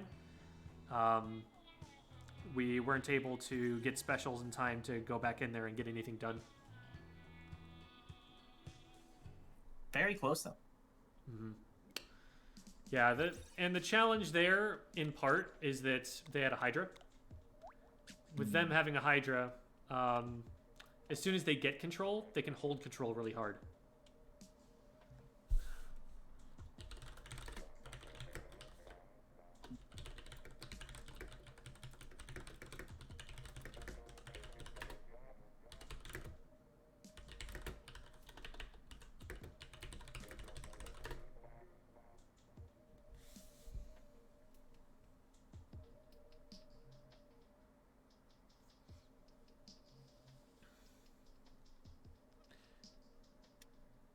Yeah, thanks, Debbie.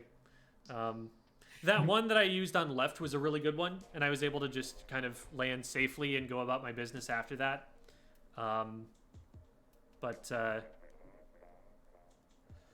There was another one where I knew I was out of range, and I probably shouldn't have gone for it, but I needed to kind of get something going, and I figured, well, I know there's someone right underneath me throwing bombs. Maybe I can get a lucky shot on one of them. I just wanted to scare you away.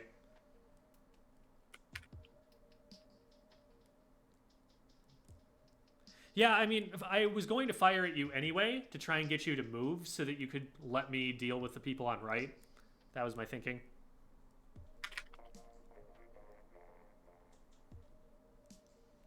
All right, so I'm going to give Xeon some time to get in here. We are a little bit over time, but I want to make sure that we get something recorded for him.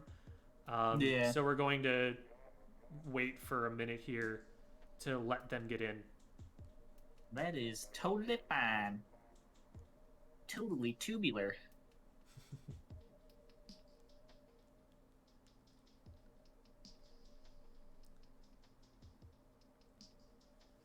Time for stretches.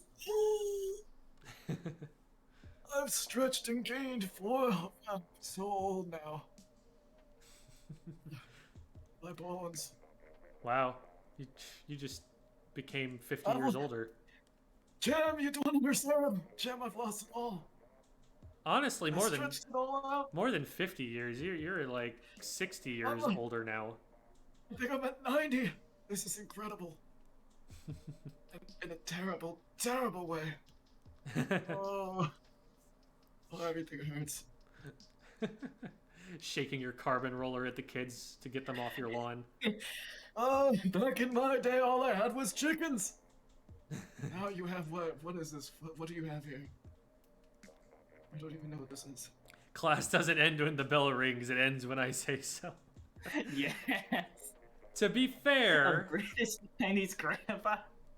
I'm holding things up more on behalf of somebody else than because I took too long with the lesson. It works. It's fine. Plus, I mean, more Squid Game. I'm so upset about that. Oh no. It's a shame.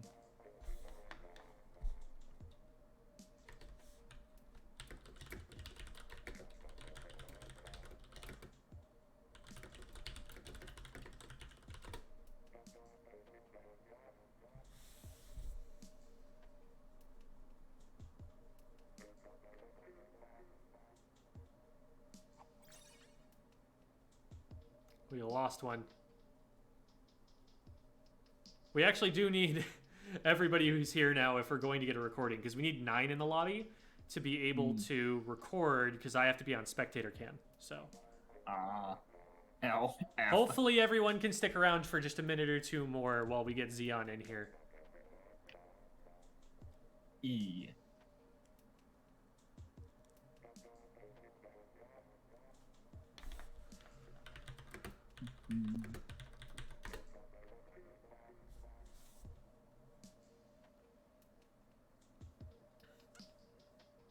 We're waiting on Xeon. You could join Smidge. We have one more spot open. Yeah.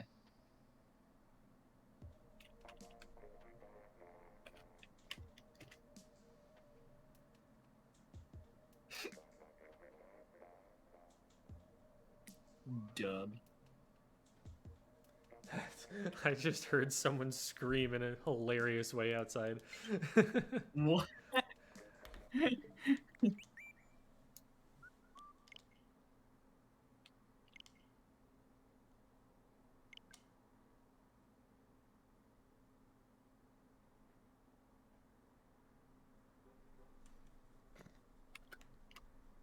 This is our life now. This is what we are doing for the rest of the stream. This is just the way the stream chat is gonna be, huh? This is how we are. Alphabet soup.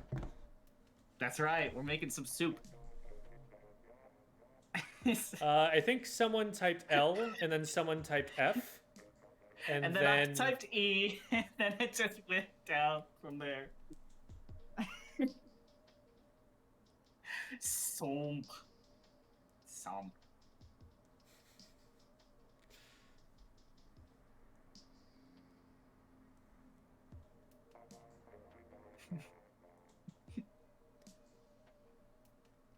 Are we chicken soup? We sure are. I guess chat is the soup, and these are the letters that you're creating, and then your names are the chicken, and Well, the the black noodles, void is the soup itself. It's the weird like black void soup. Yes, everyone is in chat are the noodles to my chicken soup. The chicken soup of the soul.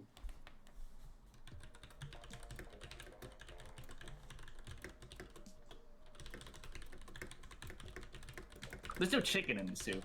It's just called chicken soup.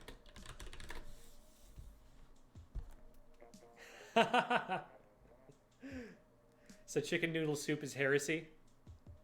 Yeah, of course. It's just noodle soup. There's no chicken at all. White void soup. White void soup. There's Xeon. Okay, perfect. Awesome. All right, so do two people need to spec? Yeah, I can spec again if you want. So then you can spec and. yeah, sorry. That's totally fine. Oh, it's totally fine, Jim. Sniff, sniff. What are you doing? Jim, I need to play my Squid game. Okay, then we'll put Tortilla soup, yeah. here and here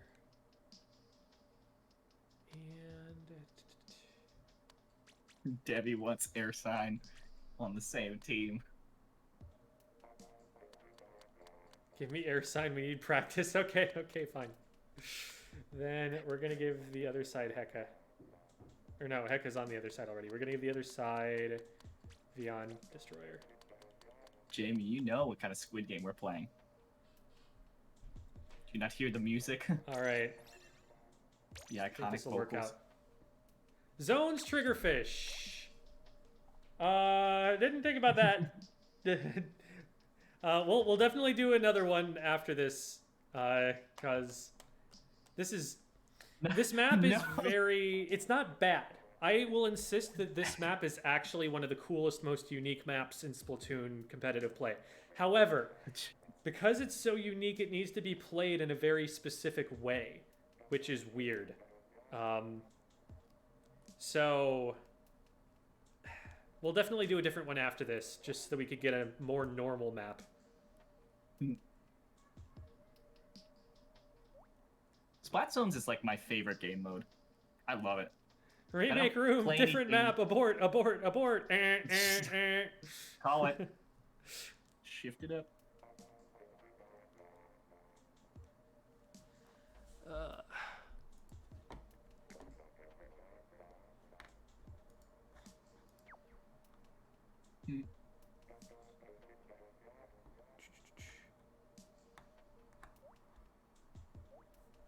All right, I still do have time. Just making sure I didn't have like a scrim scheduled for right after this or something. Oh, yeah.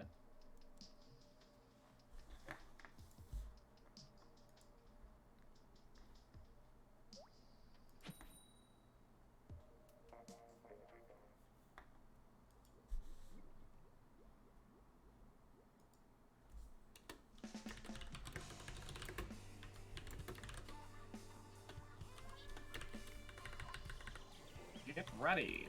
Now go.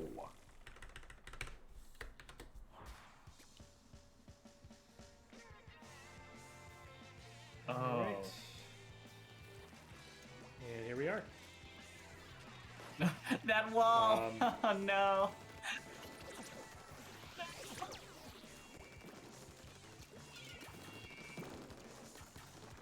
All right. Got them on the clapples. Ooh. Clample.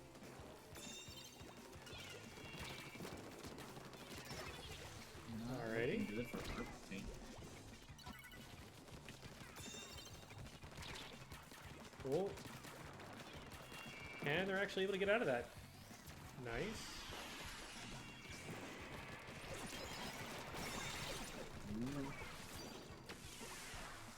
That's working out.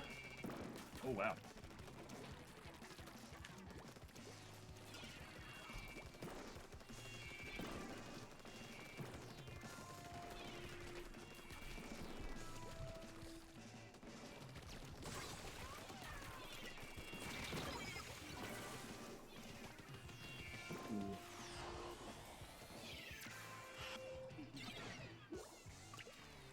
Okay, so there's the first cap for the other team. Hmm. Good. So far, Devi has been absolutely holding it down. The immovable wall.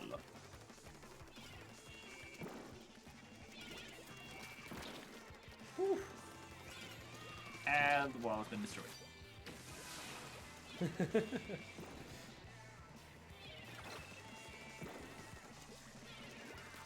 Oh man. Oh man, that jump. That jump's gonna be wild.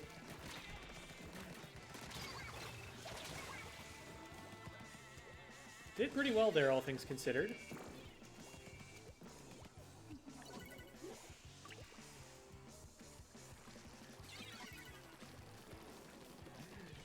Look at where Devi's at right now. It's funny.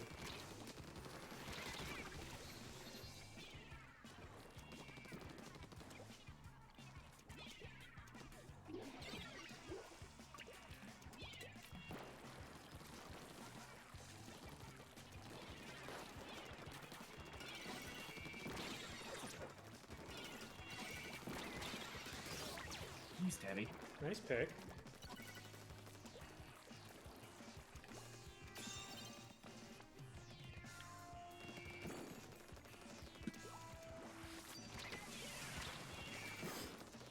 And they're able to make it out of that. Nice.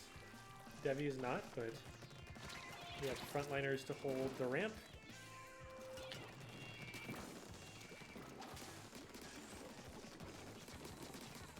Now they're going to need to back away onto the zone, which they do effectively, without painting the zone with the missiles at all. There is a push onto their own zone at the moment, but for the time being, that's being held. Oh, good shot from Smidge. And the E-Leader Hydra Squad. What a crazy comp that they just made work. Alright. One more time. This time the map shall be normal. Yay.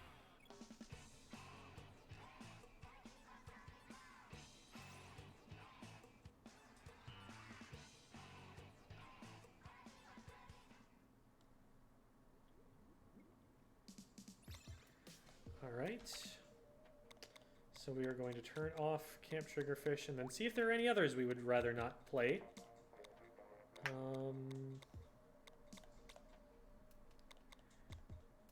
Let's not do Kelp Dome.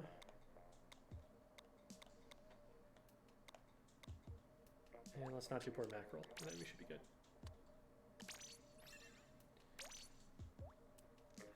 Zones Inkblot. Very common map mode to see in competitive play. Let's see how it goes.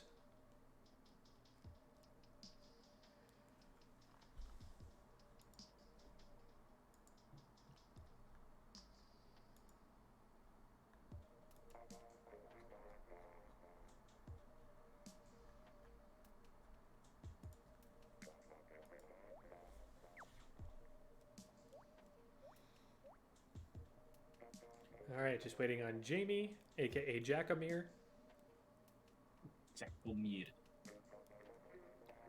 He's had his name mistyped as Jameer a lot because the R key is right next to the E key. Jameer. So Jameer is just something that you can say that will refer directly to Jamie. That is very funny. Jameer's the alternate identity. The The enemy alter team ego. used X Scissor. It was super effective. I heard my other name mentioned. It's Jamie. Jameer.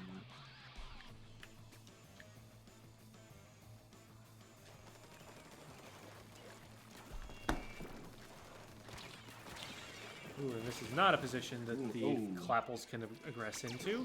Heka gonna get that pick cleanly, and now they're gonna have paint control on the zone. Yellow team forced to stay on their plat. And with a player down, this is probably not a push you want to take most of the time. Is able to make it work.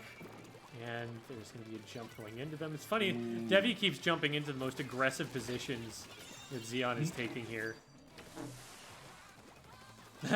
That buzz you heard was my controller vibrating on the desk. Alright. So the yellow team is 2 down here.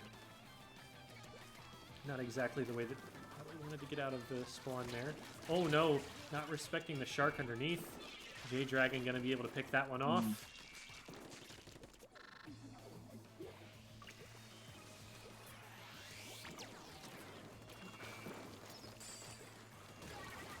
They recognize the shots before they dropped into them here.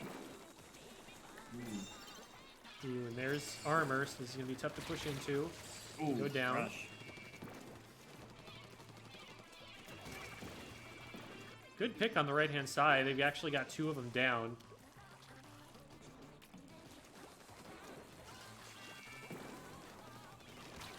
And trying to get this guy out from under their ledge. Does finally manage to do it. J-Dragon focused on somebody else. Yep. Get stuck on that side of the zone there. You're between a rock and a hard place. But they do manage to keep the zone just long enough to get lead. Ooh.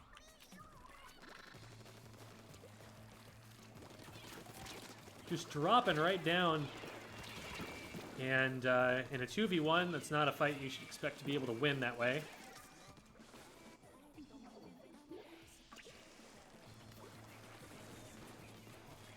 Debbie's being attacked on right. Be good to help them. Okay, Debbie gets out of there. That's fine. You got one behind them that they're ignoring. They get shot in the face by the Rapid, who's just going to kite them back. Now it's just Smidge. Hopefully Smidge can stay alive and not get caught out here against the aggressors on the plat. Hopefully Xeon plays it safe enough. They're able to get something going here. They do get a pick. They run in splashdown. Unfortunately, not enough paint on the zone in time. That's going to be a good one to look into. I think there's a lot that we can take away from that. So, apologies to Avery for making him sit out. Just sitting at the corner. It's fine. Snip. But we are 25 minutes over time, so that is going to be it for the stream. Thank you, everybody, for tuning in. Really appreciate having you all here. We are Bravous Esports, for those who are new or unfamiliar. Our goal is to bring local grassroots esports scenes to any place that will have them, to bring people together through this medium. So we work with schools, parks and rec departments, businesses, universities to help build whatever events we can, help train people how to run them, and we also do production for them. So check us out at bravous.com if you are interested in seeing more of what we do. And if you're interested in hanging out with us, we have a community Discord server, which is here. There's a whole lot of Splatoon players. It's definitely the most active part of the server for sure. If you ever have any questions, pop in there. I'd be happy to answer. Devi's in there all the time, and she's got her competitive chops. So lots of people who are willing to help you out and give assistance on all sorts of things. So you can catch us there. We do this show every Tuesday from 3 to 5 Pacific. Well, it's Arizona time, so that's gonna be changing as of November 7th. So it'll be weird, but in any case, because Arizona doesn't do daylight savings, so all our times are gonna be off. But Wednesday we have the MOBA show, so if you're interested in League of Legends, you can tune in there and see Simon talking about some off-meta builds. He's really good at researching those and coming up with some weird stuff to show you. Did 80 carry Seraphine, which boggles my mind, but that's a thing apparently. And then Thursday we have a Nickelodeon All-Stars Brawl stream that we've been doing. It's the platform fighter show. We rotate between different fighting games, but there was a massive patch recently, so we're going to spend a little bit more time learning Nickelodeon All-Star Brawl and seeing what's going on in that game. I'm having a lot of fun with it. I play Michelangelo, so check that out there. Might even be able to play with some viewers.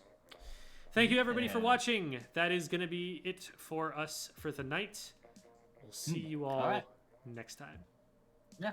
Thank you, everybody. Bye.